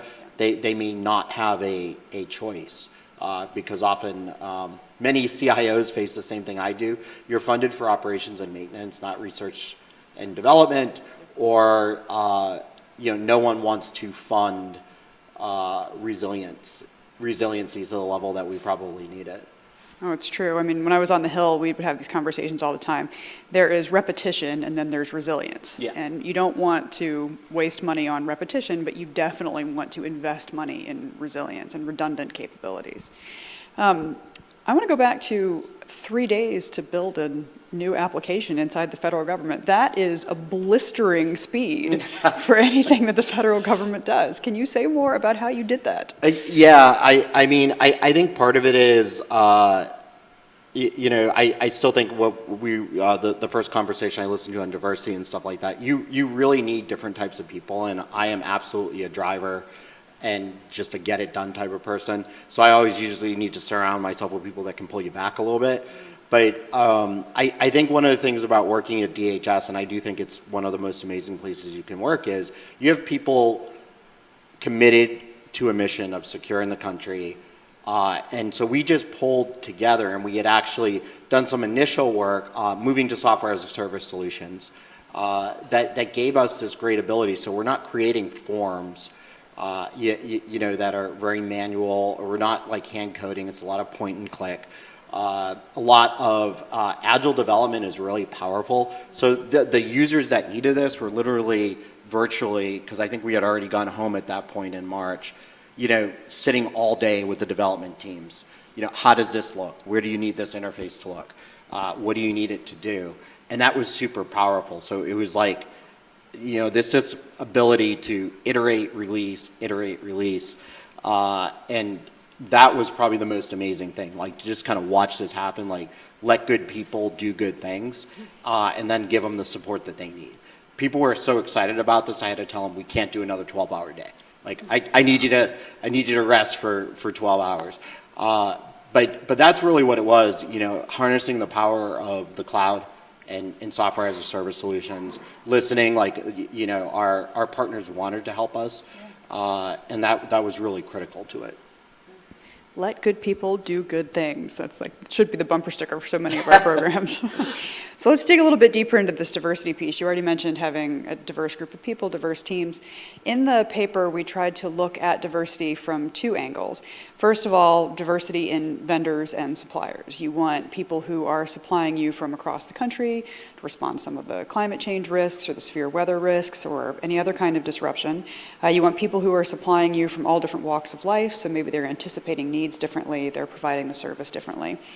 At the same time, you want a diverse team who's doing the anticipation and the planning pieces. Maybe somebody who, whose father was a truck driver in the Midwest understands the difficulties of severe weather in a particular way. So in your various leadership roles at DHS, how have you thought about bringing together that diverse team? Oh, great question. I think, you can't just say that you're going to do it, you actually have to do it. And a lot of us do have diverse backgrounds. I think I view things differently because of my background than others, and I think that's important. Some of the best people on my IT teams didn't get their start in IT or didn't study IT, and they bring a different perspective. So I think one of the challenges and opportunities that I've worked through on diversifying, my teams, we have to embrace what the different generations want and listen to them all and make sure that we're addressing it. Like if my organization right now, I'm like, well, we're all engineers, we're going to come in a suit and tie every day, and that's not going to resonate with people that we're trying to recruit, and it's not going to be particularly a fun place to work, at least for me. So I think that you also need to set a clear direction on what your organization is doing and what its mission is so that people can rally behind it. Because I do think often mission is what drives people to come work at DHS and stay working at DHS. I think that, I left and was like, I really miss this. I want to come back. And I did. I think that what's important for me, because my role at CSIS is very internal. That's where I concentrate, making sure that people have the resources they need to accomplish CSIS' mission, across the board. So I'm not the one setting cyber strategy except for my own office. But I have to make sure that should we have another event, which I think we all know we will, we don't always know what it'll be, that I'm preparing my teams to support the teams that are responding to that event. Which means like out in the field, we have a large field presence, that we're diversifying our solutions, our IT solutions in the field. That I'm changing the makeup of my office to match the makeup of what the agency needs for the next, the next few years, which means my office now is no longer DC based. While many of us are here, we are staffing in all 10 regions. Eventually, we're in a few regions right now. We actually mirror the FEMA regions at CISA. And we have a very large workforce now in Florida and Arizona, where some of my best developers and engineers right now are residing in Arizona. It's where they want to live, and they're doing great things. So I think that's been part of it too. How do we get out of saying that you have to be in DC just because you work for headquarters? Is sometimes a challenge, but I think is going well. Yeah, it's like in some ways as a government, we've almost fallen backwards into that COOP-COG contingency planning where we do indeed have a geographically dispersed workforce sort of by accident. Do you try to bring your team together occasionally in person? We do. We do a quarterly on-site, off-site event where everyone gets together, which I think is really effective. Because one of the things that I'm personally concerned with that I've noticed is that we kind of, I always kind of say like we can't really say that things are working now because or things are working perfectly now because we all started working from home because we had to save lives. Like there was no choice. Like we made a decision in an extreme circumstance, as a nation and as a world to do that. So I want to be real careful saying that nobody ever needs to see a person in person because this is very different. It's very different when you sit down and have a meal together. So, to me, it's always harder to say no to someone if I've actually met you, talked to you in person. And I want to make sure we don't dehumanize individuals or groups of people because they are virtual. So I think it's finding how to make virtual immersive and work well, but also making sure we maintain that human touch. I think that's absolutely right. I mean, one of the fabulous things about diverse teams is that everybody on the team thinks a little bit differently. But one of the challenging things about diverse teams is that everybody thinks a little differently. And so it takes an extra ounce of effort to really get to know the person. And that occasional, face-to-face interactions and seeing, have somebody talk about their kids or have somebody talk about their experiences is just so valuable. Absolutely. In our last 4 minutes, I want to hit on something that you said just a minute ago about how we all assume there's going to be another thing. We don't know what that thing is going to be. Hopefully it's not round 7 or whatever we're on of COVID. But as you think about anticipating potential shocks, what do you use a methodology? Do you try and survey? Do you go out into the world and look at what are emerging threats? How do you think about anticipating potential threats to your work? Wow. I wish I could say I had this great methodology. Easy question. I know.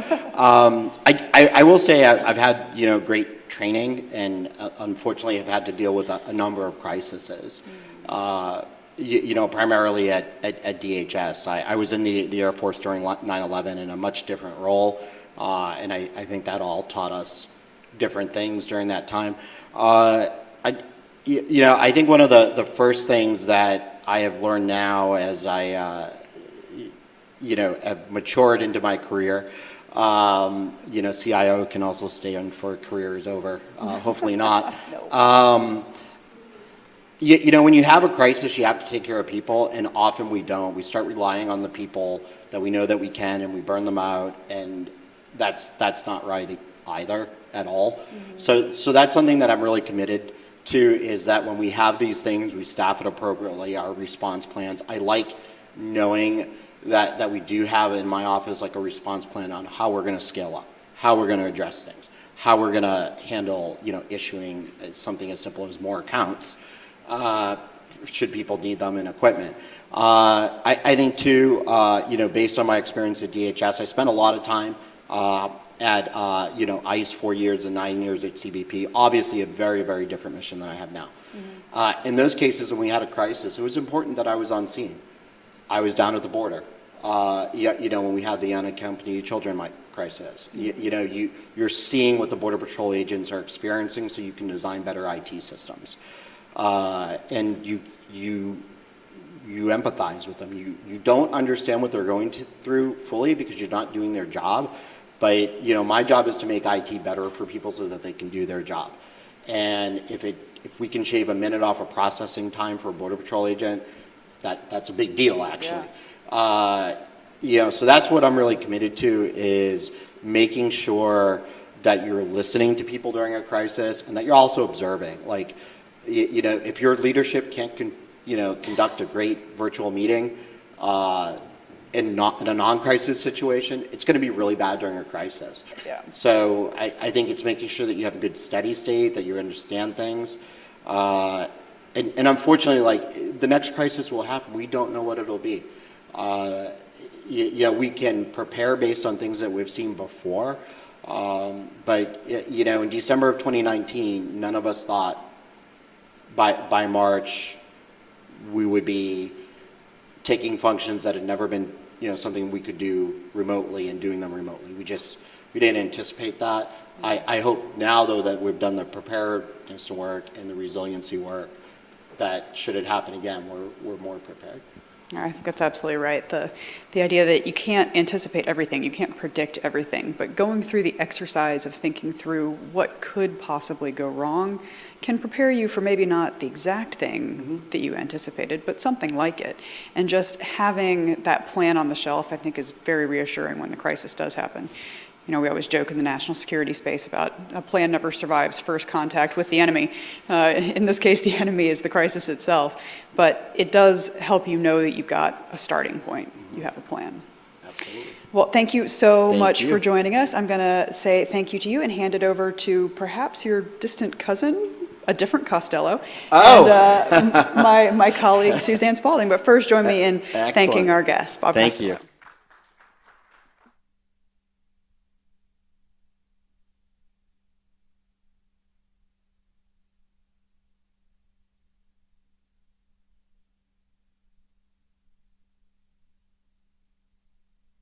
Terrific. Thank you, Emily and Bob, for that great conversation. And Bob, it's so great to hear about all the good things that are happening back at my alma mater there at DHS. Particularly excited to hear about the move out into the regions, out across the country. I think that close-in support is going to be so important. So thanks for all the work you're doing there.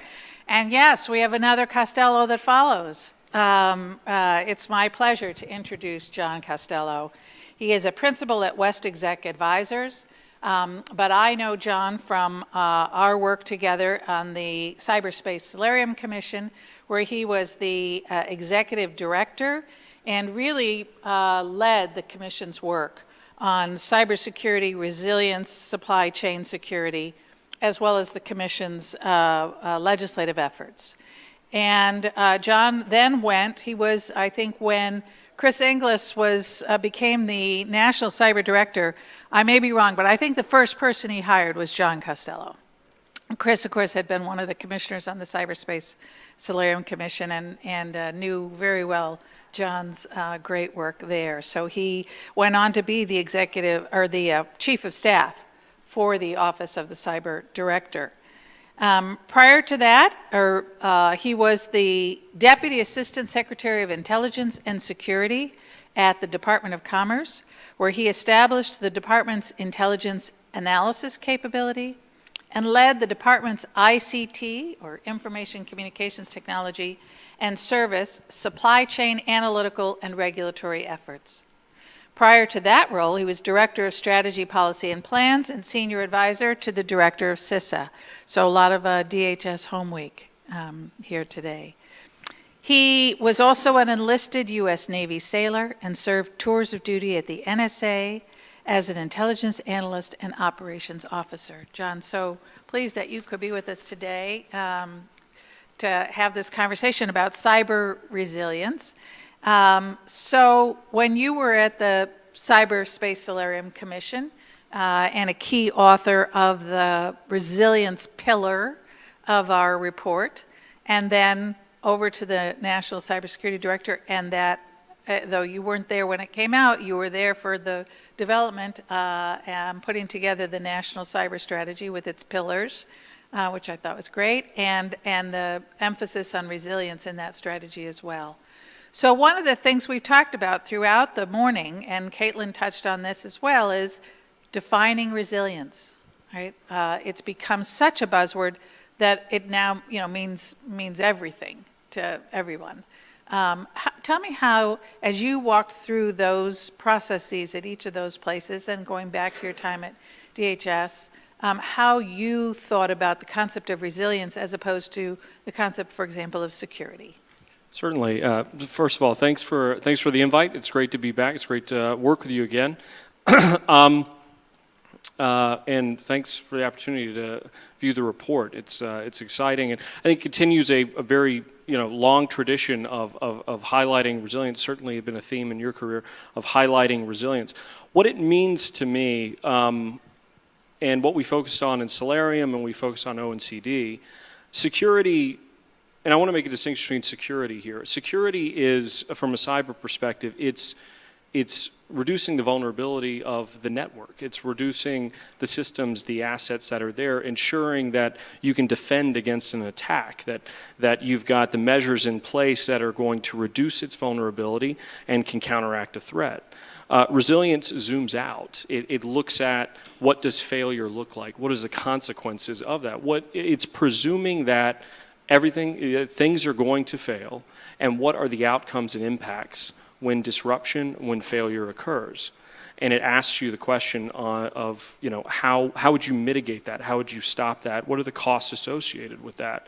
And this is something I remember you highlighting on the Solarium Commission, and I know during your tenure at MPPD, it was a huge, huge piece. Cyber-physical convergence is upon us, and it's only growing. The technical strata of our lives is growing more deeper, and it's, I'm not going to say invasive, but it's more enmeshed in everything.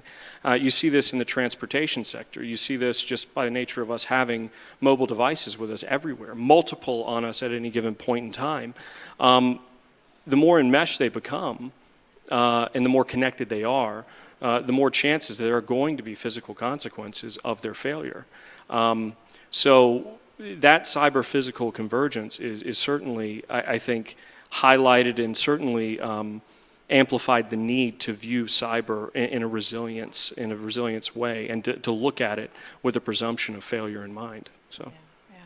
And I think that's reflected too in the approach, and I'm sure Bob Kolaski will get into this on the panel, that underlying the National Risk Management Center focus on functions, Yes. right, on the functionality. It's not the computers we're trying to protect, right? It is the things that that network enables, those functions, and that gets to the heart of that concept of resilience.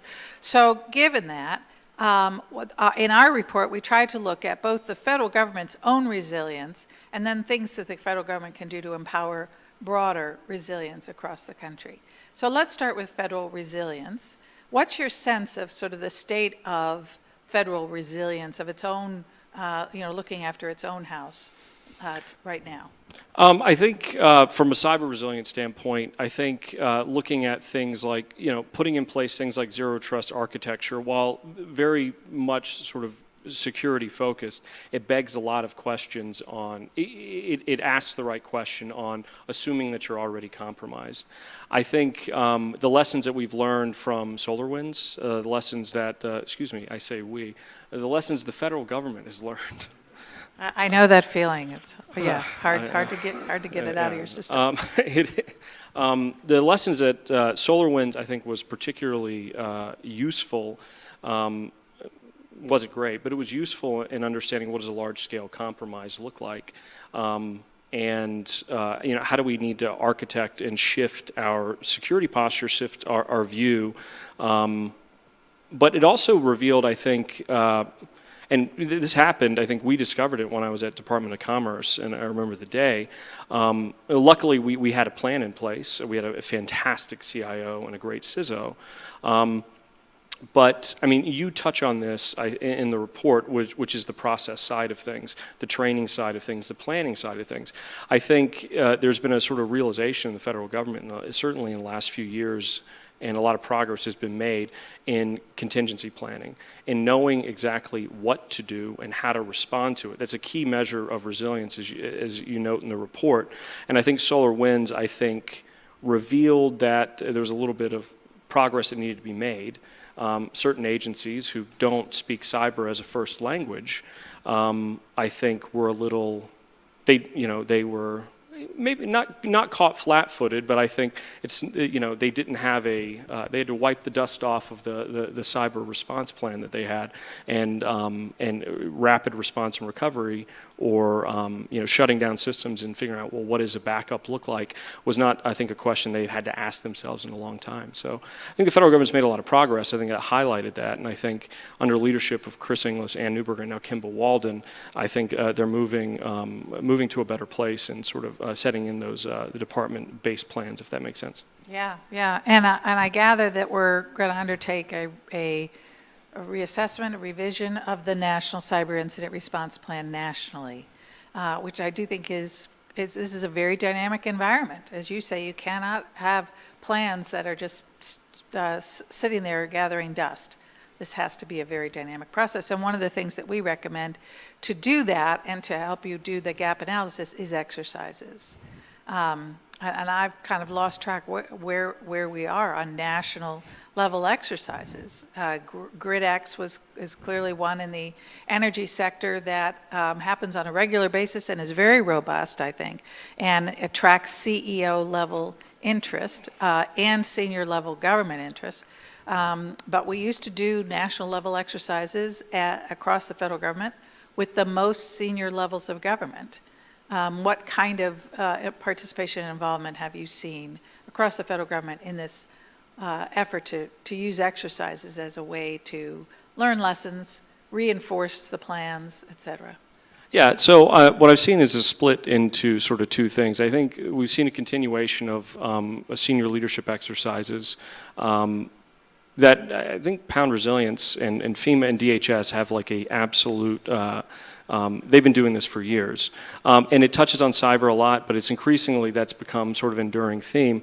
You've got GridX, you've got, Cyberstorm, but there's a number of ones, I don't know if they reach the level of like, secretary participation, but I've seen a lot more, I'd say, informal tabletop exercises that aren't, don't occupy the entire building of the, of a federal agency, but are folks in a room for an entire day sort of working through, I think, how you would take and respond to tools. I've seen that more and more and more, and I've seen industry become far more a part of that, and I've seen that in real world context as well.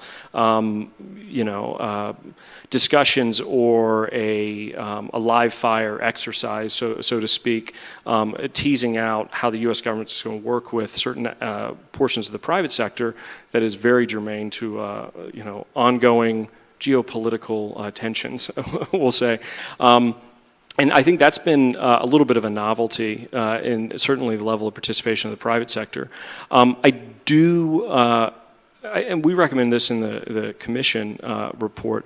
I do think there does, having a reliable every year, every 2 year, truly national level cyber exercise, I think is still needed.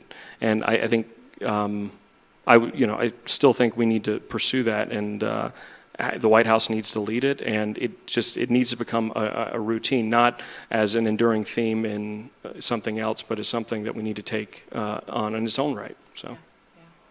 And the interdependence, we talk about, okay, over here we're going to talk about what does the federal government do to get its own house in order.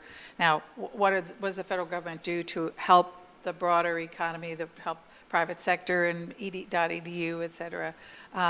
But really recognizing that the interdependence between the non-governmental cyber health and the federal government's ability to do its mission essential functions is really an important interdependence that we need to take into account as well, which is one of the reasons I think having these joint exercises, whether it's Hamilton exercises in the financial sector or the GridX in the electric sector, et cetera, to bring in both the private sector and the government around the table together.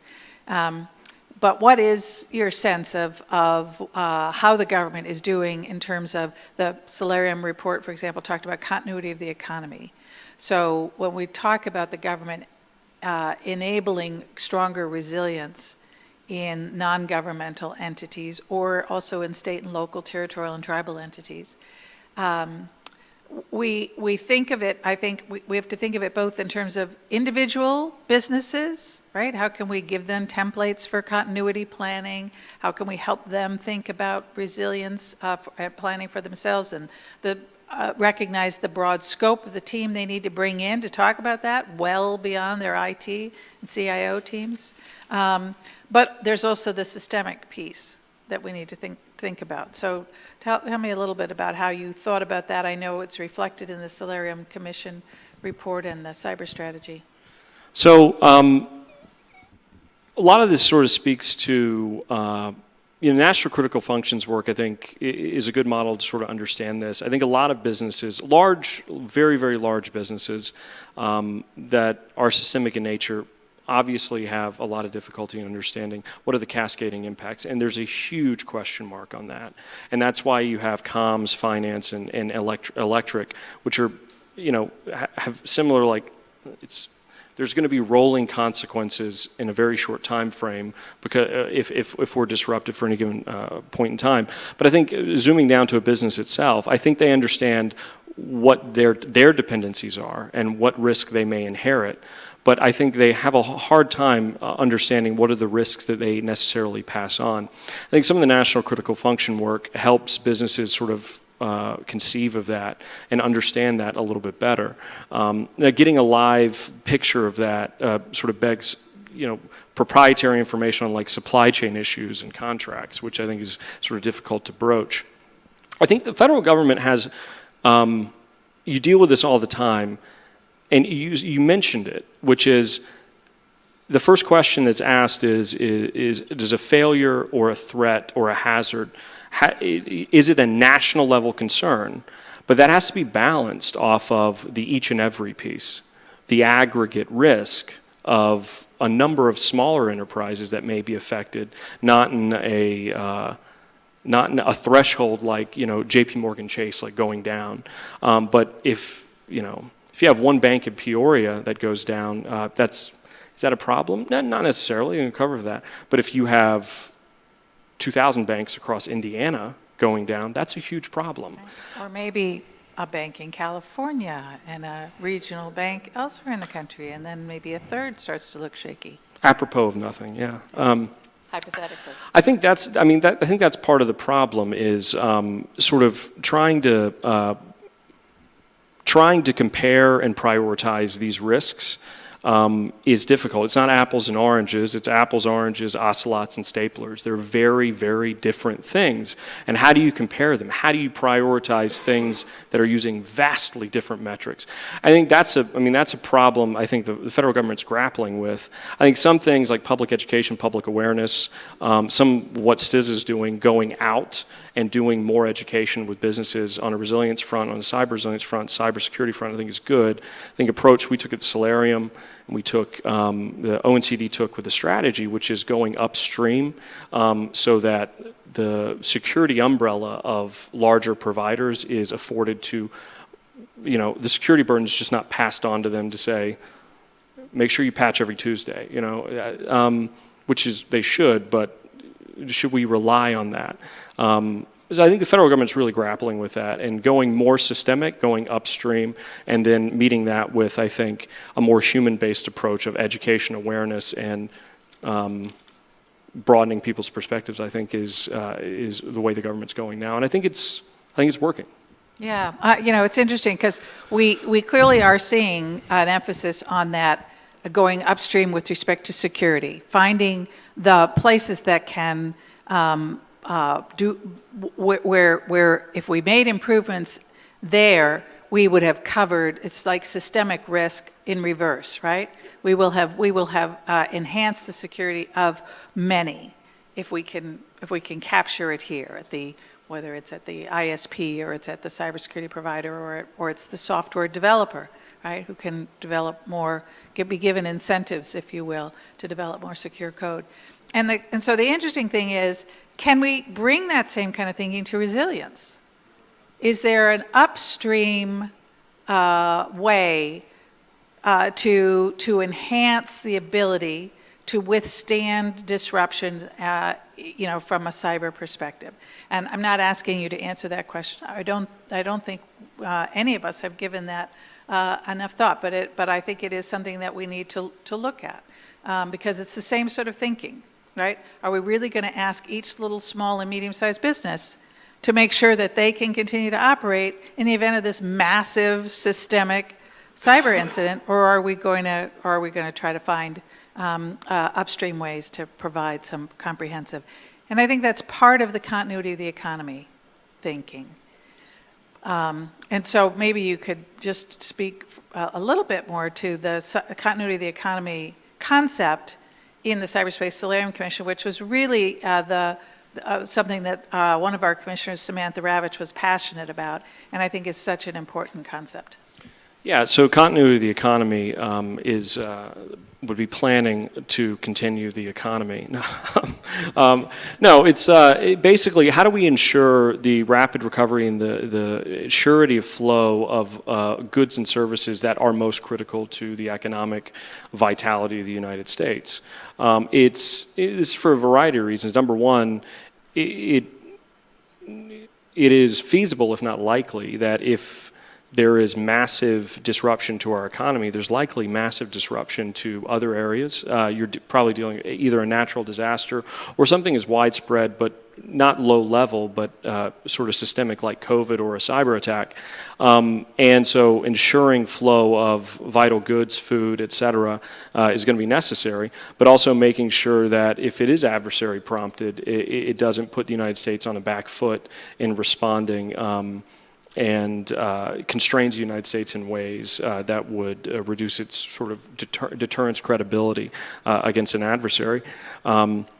if it is a directed attack. And the other thing is just sort of conceiving of at a national level, what are the primary functions or institutions at a national level that, bar none, are absolutely critical and vital to the United States. Bulk power transfer across the United States, international shipping, maritime trade, financial exchanges in New York and Chicago and elsewhere, all would be sort of examples, and were conceived of oil pipelines to be, as a more recent and topical example. But we do planning for the government. You know, what are these primary functions of the government that, you know, even in the worst case scenario needs to continue? And so the question is what are those functions in the economy that we need to continue? And building a program and planning and a similar sort of structure and process and support that we have with continuity of operations, continuity of government, and bring it to that, which is much more shared with the private sector. So that was the initial concept. And it was an NDAA, and I think the government is deliberating it very, very hard. A little past due on a report back to Congress, but I know that they're working very hard on it. So it's going to be great. So the government is working this very hard. It gives us a little glimpse behind the curtain. I want to try see if you'll let us pull the curtain a little bit more, maybe into the process of developing this, for example, the cybersecurity strategy. Perhaps the process in developing the plan for continuity of the economy. What are some of the toughest issues that you found as you were you and the team there at ONCD, Chris Inglis, as you guys were trying to pull together that interagency to come up with an administration document and coherent plan? Where were some of the areas that you found that were really the most difficult to kind of get consensus around, for example? Not to put you on the spot. No, I mean, it's a good question. I think pulling together a strategy is, as you know, is an extremely complicated process. There are a few ways to do it. There's bottom up, which is everyone bring your best ideas, here's a framework, and we'll figure it out. The other way is top down, which is here are the principles, here's the vision, map to it. Anyone who's even had a whiff of the interagency knows that the latter has a tendency not to work unless someone very senior has very, very strong thoughts about a very, very niche topic. So, I mean, the team took a middle-out approach. I think brought in with it, I think, ideas that were in the OECD strategic intent, which conceived of cybersecurity in, I think, a little bit of a new way. I remember Chris talking about this with Harry, I think, who really took the pen, Harry Kraser, which really took the pen, which is how do we put a positive vision for cyber? What is cyber trying to safeguard? What is the social good that it provides that we're looking to vouchsafe? And the measures we need to do that. And it's certainly consistent with the Biden administration. But that filtered through as sort of a principal vision, but it shifted the conversation from what are agencies doing to a more directed, what are we looking to safeguard? And it's a much more like, how do we pull the responsibility upward at a more societal level, at a more institutional and systemic level. And you see that with continuity of the economy. And I mean, it's consistent, I think, with the Biden administration's approach, but it's also all kit and caboodle of trying to take the burden off of the each and every, trying to make sure that they inherit something that is safer, that is better. And those who can do more are doing more. It was an interesting approach. The interagency took that, and then what that meant for obligations on the tech sector or incident reporting, which there are strong feelings in interagency, were arrayed around those arguments were just working out the details. I don't think there was anything that was a true showstopper. Outside of sort of just scoping, how much, we deal with this a lot, and we dealt with this in Solarium, it's hard to talk about cybersecurity without zooming out and saying, well, what if there is failure? What are the policy issues that need to be fixed if there is cyber failure, which is really asking what are the resilience issues, resilience policy issues that we have. So there was, I think, conversation about how much resilience policy goes in the national cyber strategy, pure resilience, not just specific to cyber. And I think, there was a lot of, I think, strong opinions on the scoping of that. I think it ended up in the right place, looking at sort of technical systemic level and sort of corporate responsibility. But if I had my way, it would have asked, I think, the broader question. But yeah, anyway. and I love that. I love the question, what is it we're trying to safeguard, right? Which again goes back to this sort of functionality and what is it that we're really trying to preserve for the American public here, which is a broader conversation. So I think that's a great way to end this conversation, because I think it is one of the most important points that we can convey, which is this is not, resilience is not primarily an IT conversation. Resilience is a continuity conversation. It is a business risk conversation, and it is a conversation that needs to involve a far greater cast of characters, if you will, who can all come to the table with ideas about what are we going to do, how will we mitigate consequences, what is it we care most about. And so for boards, for cabinet level officials who don't have PhDs in computer science, this is the way they can and must be part of this conversation, right? They have a good sense of what it is that they're trying to safeguard, what it is that that they care most about, what are the consequences that would be most devastating. Now let's think about all the ways in which we can mitigate those kinds of consequences. And IT's at the table, but they're just one voice, right? Great. All right, John, thank you so much for making time to be with us today. Bringing your great experience and giving us a little bit of a peek behind the scenes on how that sausage making goes down. Really great to talk with you. It's my pleasure. Thanks for having me, and thanks for being a great crowd. And it's good to know CSIS is, hiring Costellos. It's good they hired another good Costello. So good on them. Thanks, Suzanne. I really appreciate it. Keep it going. Yeah, thank you. All right. So I think we're going to move to the panel. Bob Kolaski will come up and we'll reset the stage. Right? Great. Thanks.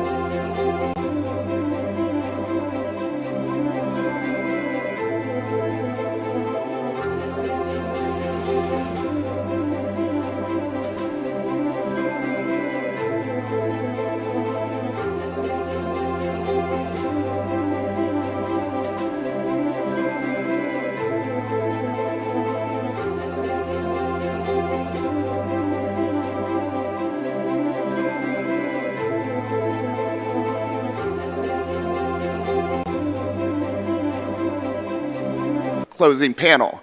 My name is Bob Kolaski. I am a non-resident senior fellow here at CSIS, and I work at a company named Exeger, which is a supply chain risk management and analysis company. I did several years, as mentioned earlier, at the Cybersecurity Infrastructure Security Agency, and left as the head of the National Risk Management Center and an assistant director at CISA. And one of the things we got to do at the National Risk Management Center was look at the range of risks that we're going to be talking about and think about what are the things that were systemically risky to the nation's critical infrastructure and supporting critical functions, or the critical functions that the infrastructure supported, and how do you think through about balancing those risks and making progress. And one of the things I was excited about CISA's direction since 2021 and a kind of a change that Director Jen Easterly made was the goal that CISA took on was to reduce risk to the nation. We can flip that into a conversation, make the nation more resilient, make the nation's critical infrastructure more resilient. And so while we talk a lot about risk management, ultimately the government saying, hey, we want to actually get outcomes that, and you heard this in Caitlin Durkovich's talk earlier today, you want to get outcomes that are driving security up, driving resilience up, reducing risk that we face, and I think we can talk a little bit about some of those themes. Before we get started, let me just make sure that I introduce our new panel member, Alice Hill. John and Stephanie were introduced earlier, but Alice Hill, former colleague of mine, and great to see you. Alice is the David M. Rubenstein Senior Fellow for Energy and the Environment at the Council on Foreign Relations, sometimes foreign relationships, it depends. Her work at CFR focuses on the risks, consequences, and responses associated with climate change. Alice previously served as the Special Assistant to President Barack Obama and Senior Director for Resilience Policy on the National Security Council staff, where she led the development of national policy to build resilience to catastrophic risks, including climate change and biological threats. You heard Caitlin, who has a version of Alice's job right now in the Biden administration, talk a little bit about resilience and response being merged together.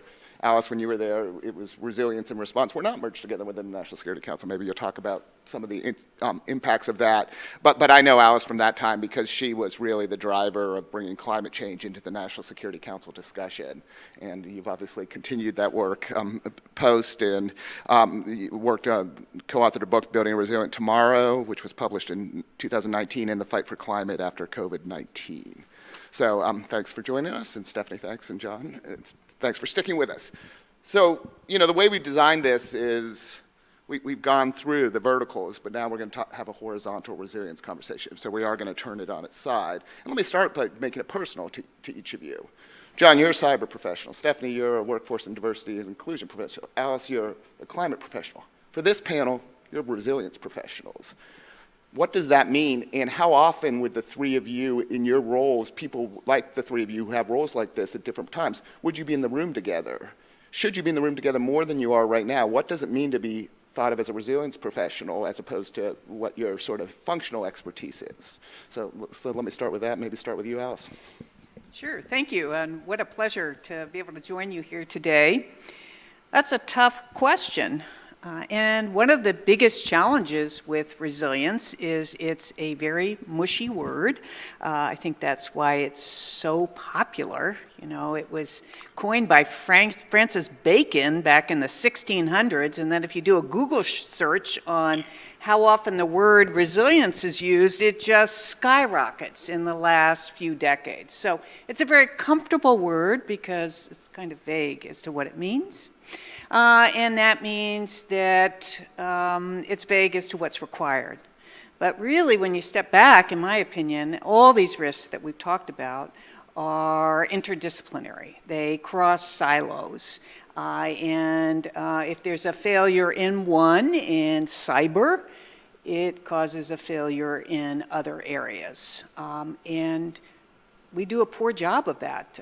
There's probably a lot about human cognition that affects that, our closing in, our tribalism, lots of analysis. I think ultimately the most important thing for us to do is really start paying attention to the social sciences here so that we can find better ways to work as humans together to cross these silos. Because if we don't, what we'll see is a failure in one area that contributes to failure in other areas. And that's just my experience in working in the federal government. It's unfortunately an aha moment for those working in other fields that they haven't had a chance to think through. And this is particularly true, I think, in the world of climate, because climate brings, by definition, threats and events that no humans in recorded history have ever experienced. And that's really difficult for the human mind to get it. Understand? And by definition, it brings worsening events. So you'll so often see in the paper, oh, this is the worst event we've ever seen here, and I've lived here 50 years. Yeah, that's true. But what we need for people to understand is that in the next 50 years, we're going to see a lot more of those events. And what are we going to do about it now to lessen the harm?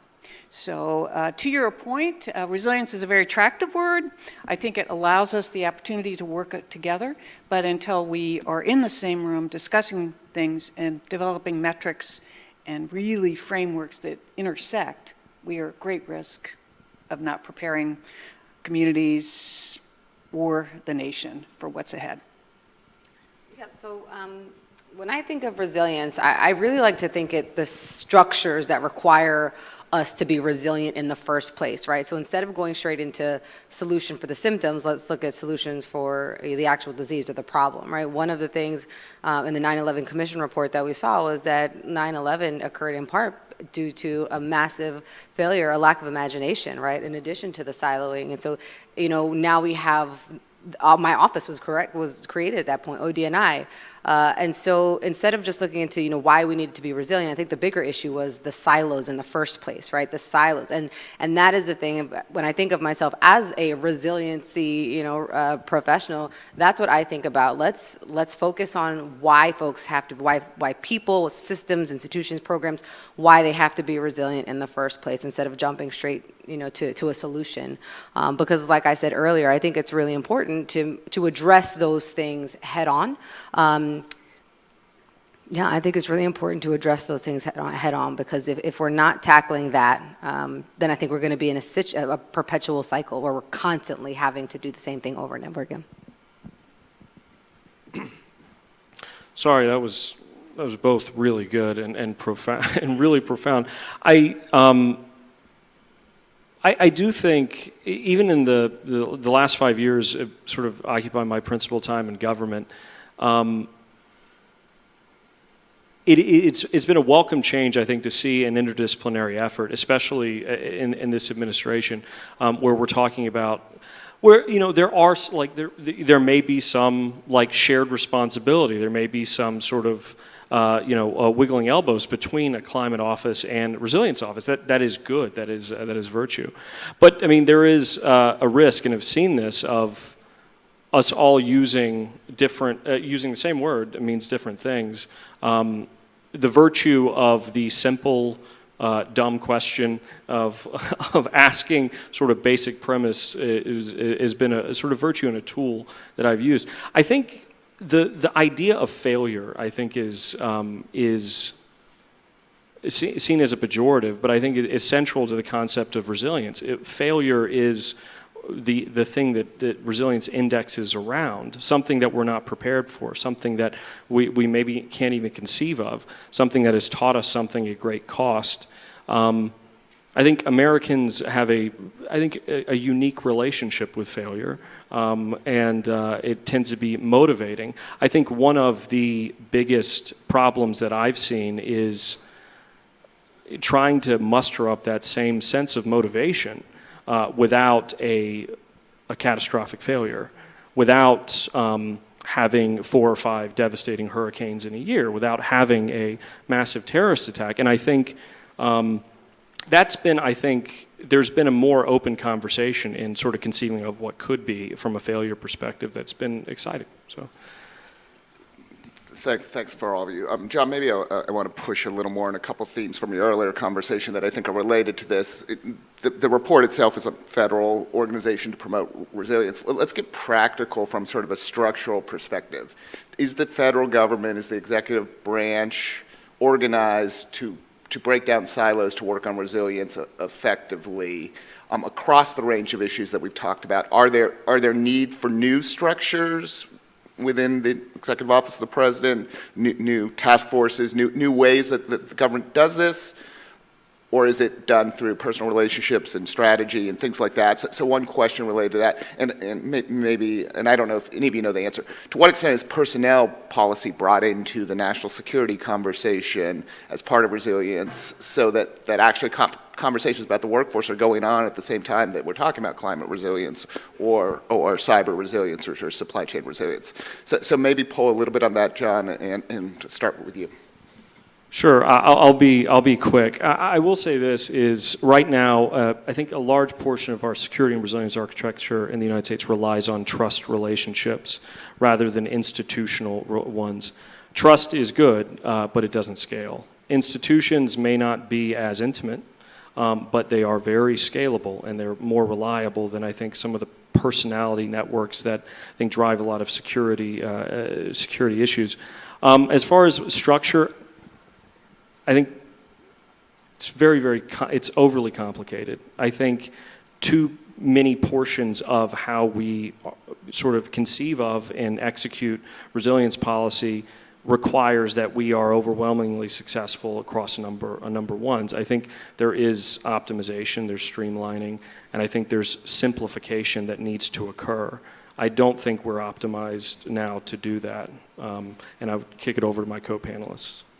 Yeah, so one of the really cool things about this position is that I manage the DEIA portfolio and I oversee it for all 18 elements within the intelligence community. And ODNI is uniquely positioned, like I mentioned earlier, to do very much the same thing.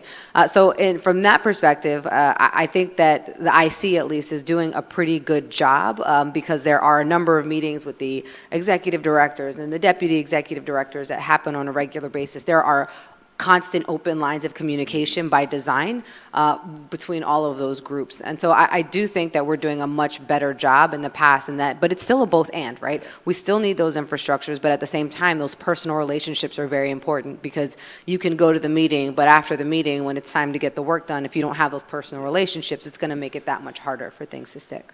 Just before I go to you, Alice, I mean, one thing I'm thinking of as we're having this conversation, and I came from sort of what's the right strategy to go after reducing risk? But oftentimes, and I know a number of us do, oftentimes there wasn't a conversation about could the workforce accomplish that strategy. And I wonder in the intelligence community, the degree to which that's part of the conversation of what the community takes on and what it doesn't take on, and what is going to be the impact of the workforce. Is the workforce going to be able to thrive and succeed and be stronger after doing that work? Or do you sometimes say no to certain things because the workforce doesn't have the capacity, capability? So it's prioritizing everything. I think, that's what everyone does every day, right? We're trying to rack and stack what's the most important thing. I think the collaboration between the community is incredibly important to determine what the workforce is going to decide to do, what they're not going to decide to do. So, for example, the entire community came around, supported the idea of modifying our security clearance processes, right? We need to make these faster. We need to be more agile because we're losing a great number of officers or potential officers through this process. And so the community as a whole came together and decided this is something that we need to focus on. This is something we need to work on together. And we're also lucky that I have a counterpart. I have the IC Human Capital Chief, and she does this for the entire IC. And she and I work very closely together. So she has the opportunity to bring all the chief HR officers together, and they do the same thing, right? What is the joint thing that we need to work on, and let's execute that together.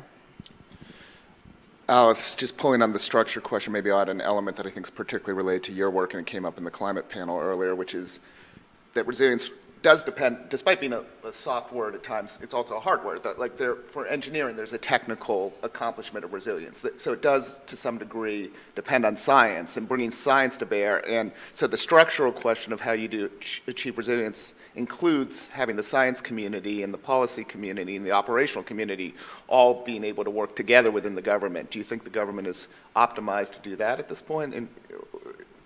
And what kind of successes and lack of successes have you seen in that area? Well, I would say no. It's a big challenge, at least in the climate field.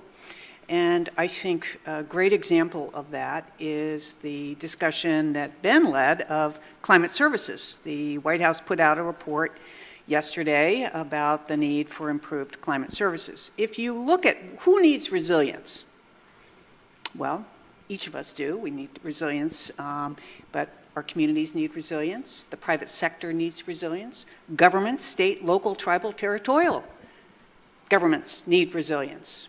But how have we structured this? The paradigm is we provide information about resilience according to the missions of each agency that provides some kind of service. I was recently on a panel with a mayor who said he had to interact with something like over 20 different agencies to figure out how to build resilience for his community. That is not helpful. And the climate service question, I remember in 2013, gathering different leaders. We have done some very important work. USDA, NOAA, I've forgotten who else, but perhaps FEMA is doing a bit. A number of agencies are building regional centers that are supposedly, and I'm sure do help people and consumer stakeholders understand climate risk. But if you look at it from a stakeholder perspective, that means they've got to figure out all that structure. And by the way, our regions don't match. So FEMA's regions are going to be different than some other agency's region.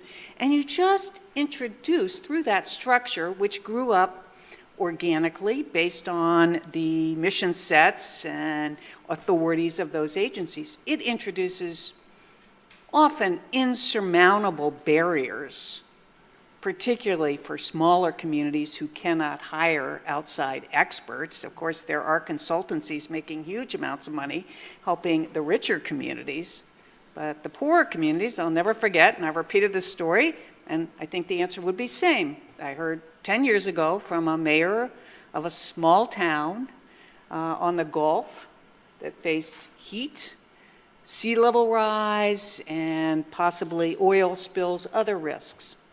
And she told me, I get it. I understand my community's at real risk, but I'm a part-time mayor. I have no planning staff. Where am I going to get help?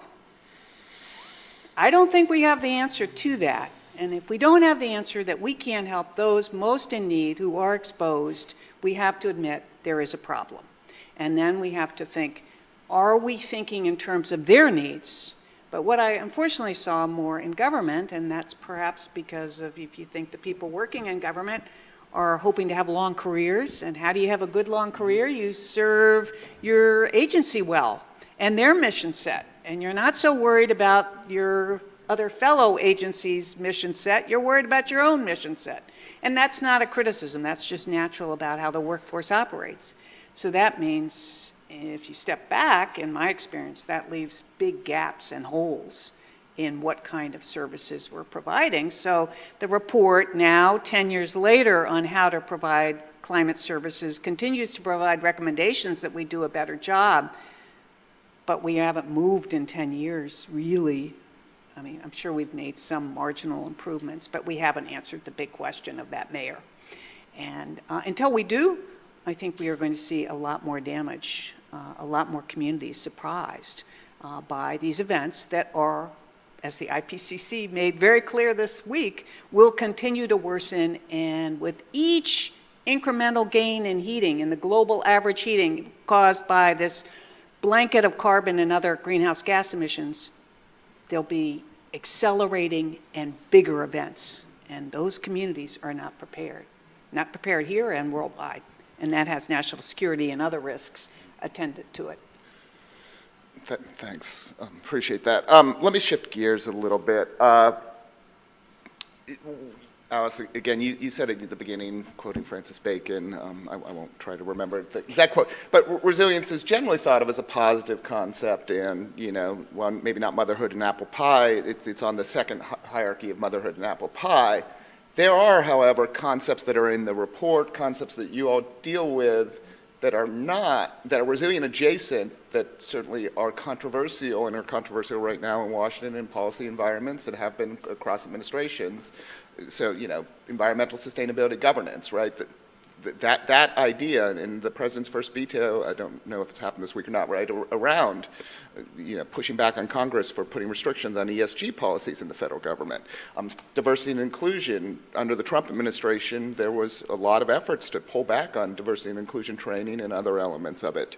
Then from an economic perspective, as we talk about supply chain, the requirements to have more contingencies, more contingent goods, more ability to get things closer to bear, have backups, stockpiles, whatever that comes at a cost. And then Caitlin talked earlier, and John, the cyber strategy, right, comes with requirements for resilience, which presumably has a cost. So all four of those areas, if you go to the Hill and say, we're going to push to put this resilient policy in law, it's going to be met with some backlash, and probably, we went to the full political calculation, but going to have trouble passing right now. And so how do you think about the issues where resilience becomes controversial and using the positive message of resilience to overcome some of the policy backlash in those areas? Well, I think we heard a bit of this right now. I think even in this policy world, it's within the power of the Biden administration to issue strategies.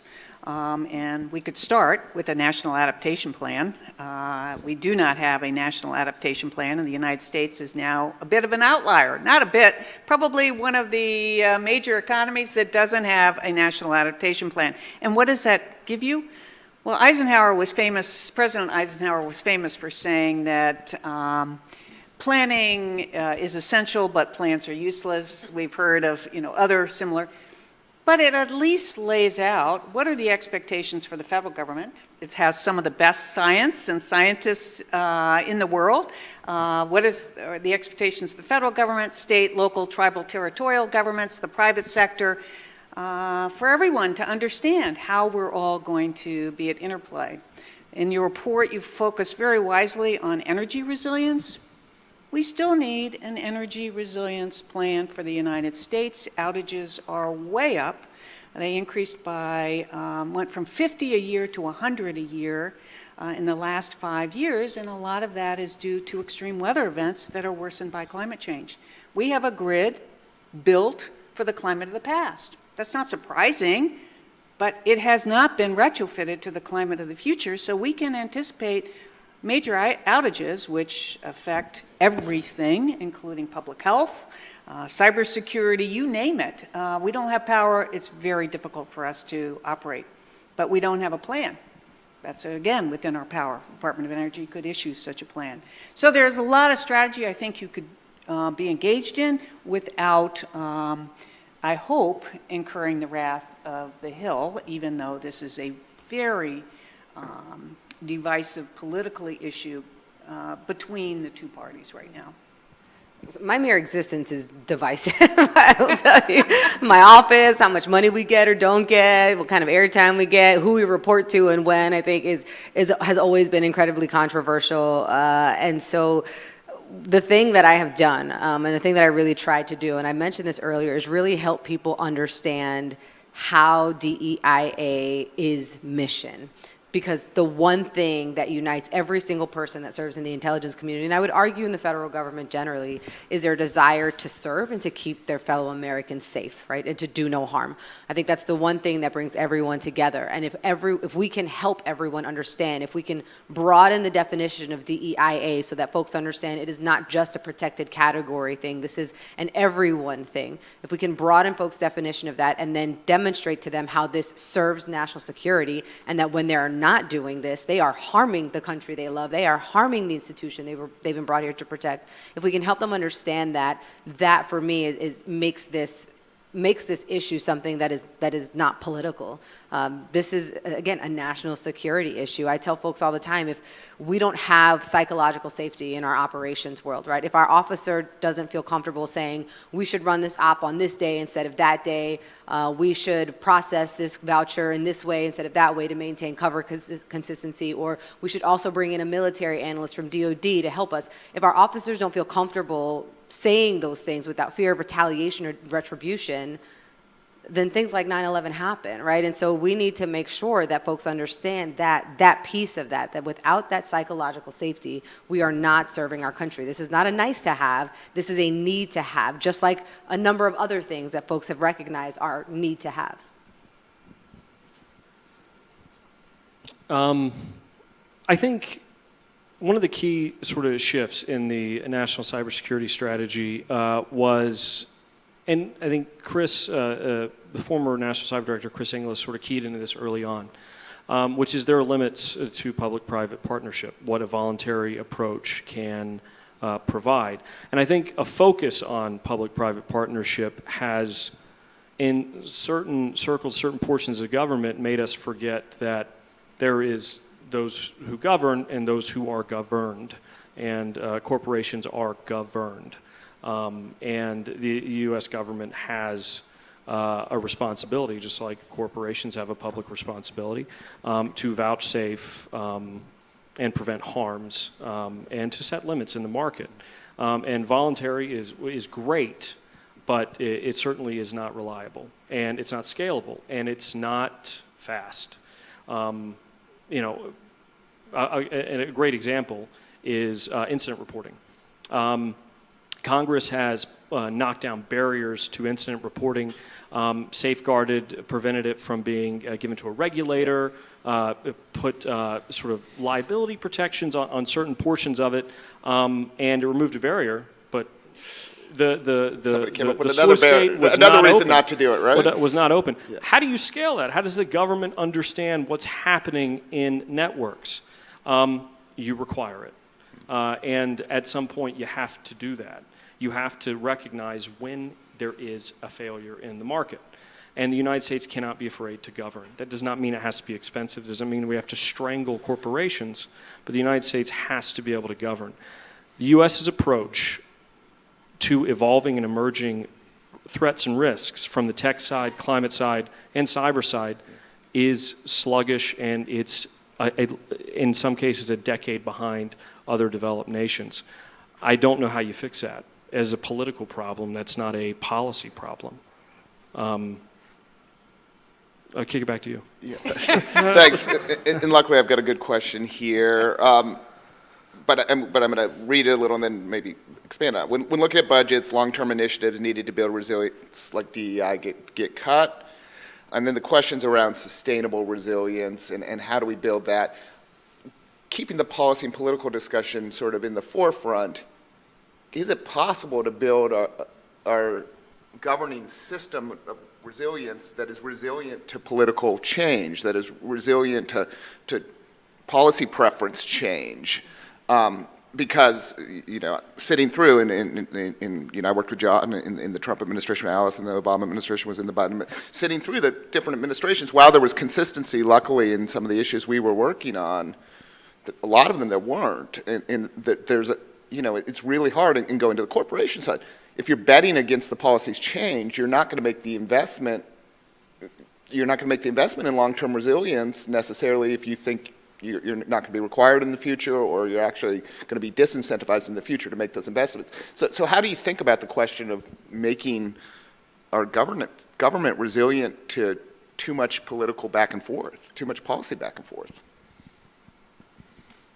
I mean, I don't think. By the way, I'm also in the Biden administration, so just to be clear. We work together in the Trump administration. Yeah. And the Biden administration. So I don't think you can make the government resilient from political change. I think it's impossible. I think it's a feature, not a bug, of democracy. Congress is a great cage match of democracy. That means it's ugly. That means you see the fights playing out, and you hope something comes out of it, and there's a winner. Oftentimes there's not, and both people are just lying on the floor. But you know, I think it's difficult. We dealt with this with CISA. I mean, you can have the best laid plans, the best, most rigorous understanding of risk in the entire world. But if you got a bad day in Florida, or there's a power outage, you know, somewhere that has affect human life or property or financial costs, that's what you're going to be dealing with for a very long time.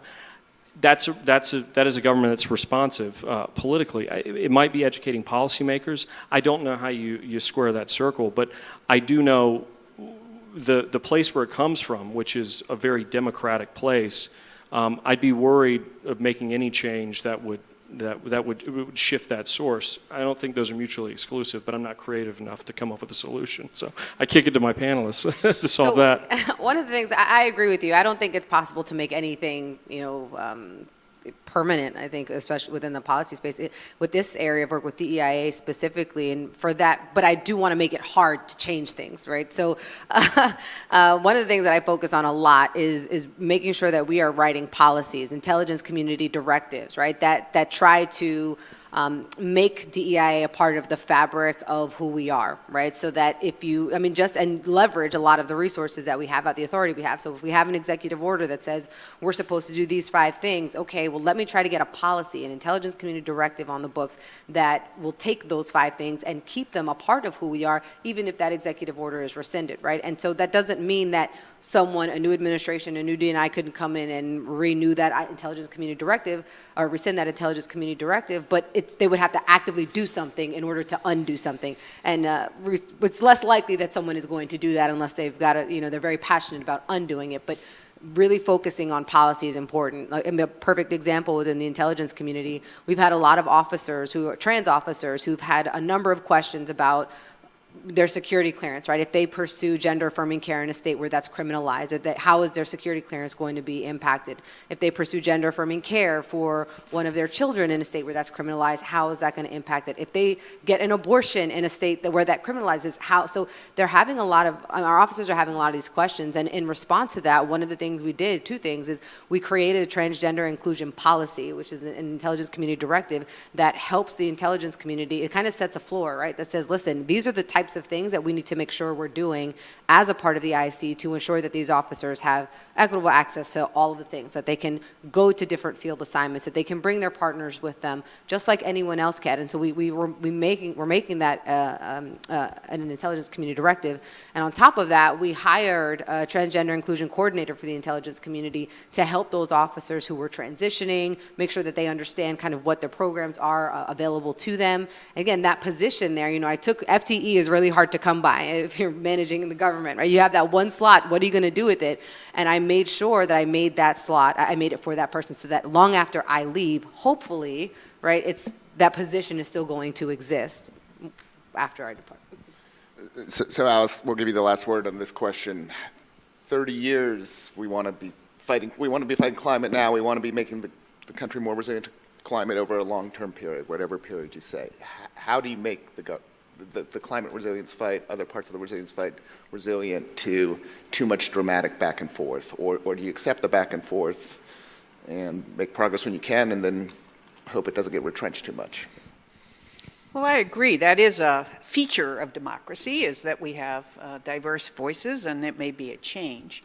But I would say, I think one of the answers here is to really support democracy.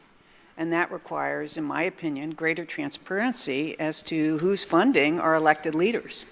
And we don't always know who's behind our elected leaders and why they are feeling perhaps more pressure to take a particular position. So I'd say some reform of our democracy and what supports our democracy would help us get to a point where we understand what is behind the choices that we see.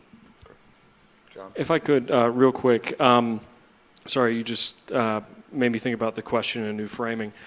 Building institutions, when you're in power and you have the ability to put in, bureaucracy works and acts to protect itself. Employees work and act to protect themselves, and no elected official, no appointed secretary or undersecretary wants a raft of articles coming out about disaffected employees who are getting yanked down. The Trump administration is a little bit of an oddity, in my opinion, with the degree which things were torn down or rescinded. But even in general, between administrations, if a fulsome and exquisite and hard to reach consensus policy documents put in place, or something like the OECD, which was intended to weather the travails of political views on cyber, is put into place, normally administrations, irrespective of party, are not going to bear the cost and disgruntlement of ripping that apart. Obviously, the risk there is just an expanding bureaucracy. So I think you have to be, responsible. Yeah, and now you got me going. I could go for a little while. I mean, the challenge, going back to the beginning, is how you do that without creating the bureaucratic inertia and keeping the flexibility and adaptability that are so key to resilience here. And unfortunately, we're going to end that with that question out there and a challenge. Do appreciate this, and I think Alice, Suzanne certainly appreciates your last words, because it works very much with what Suzanne's leading here at CSIS and thinking about transparency in government, civil engagement, civil society, strengthening. How do you strengthen democratic institutions to help create mission resilience? And I think it's an important theme. So thank you to the panelists. Thanks for everyone for sticking it through. I'll turn it over to Jim. No, Jim's not here. I'll turn it over to Emily. Next. Thanks.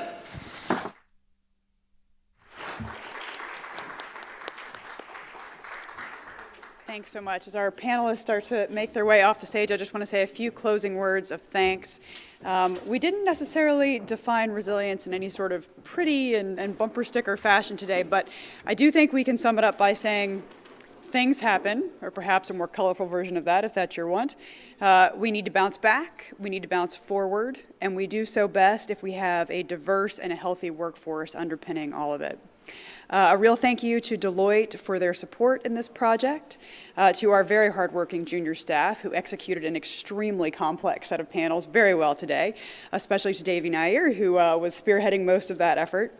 A huge thanks to Suzanne Spalding for her leadership on this project and in all things here at CSIS. And then finally, please join me in thanking our guests, who I am so pleased to say that our nation can draw on them and their talent in pushing us forward into a more resilient future. Thank you so much.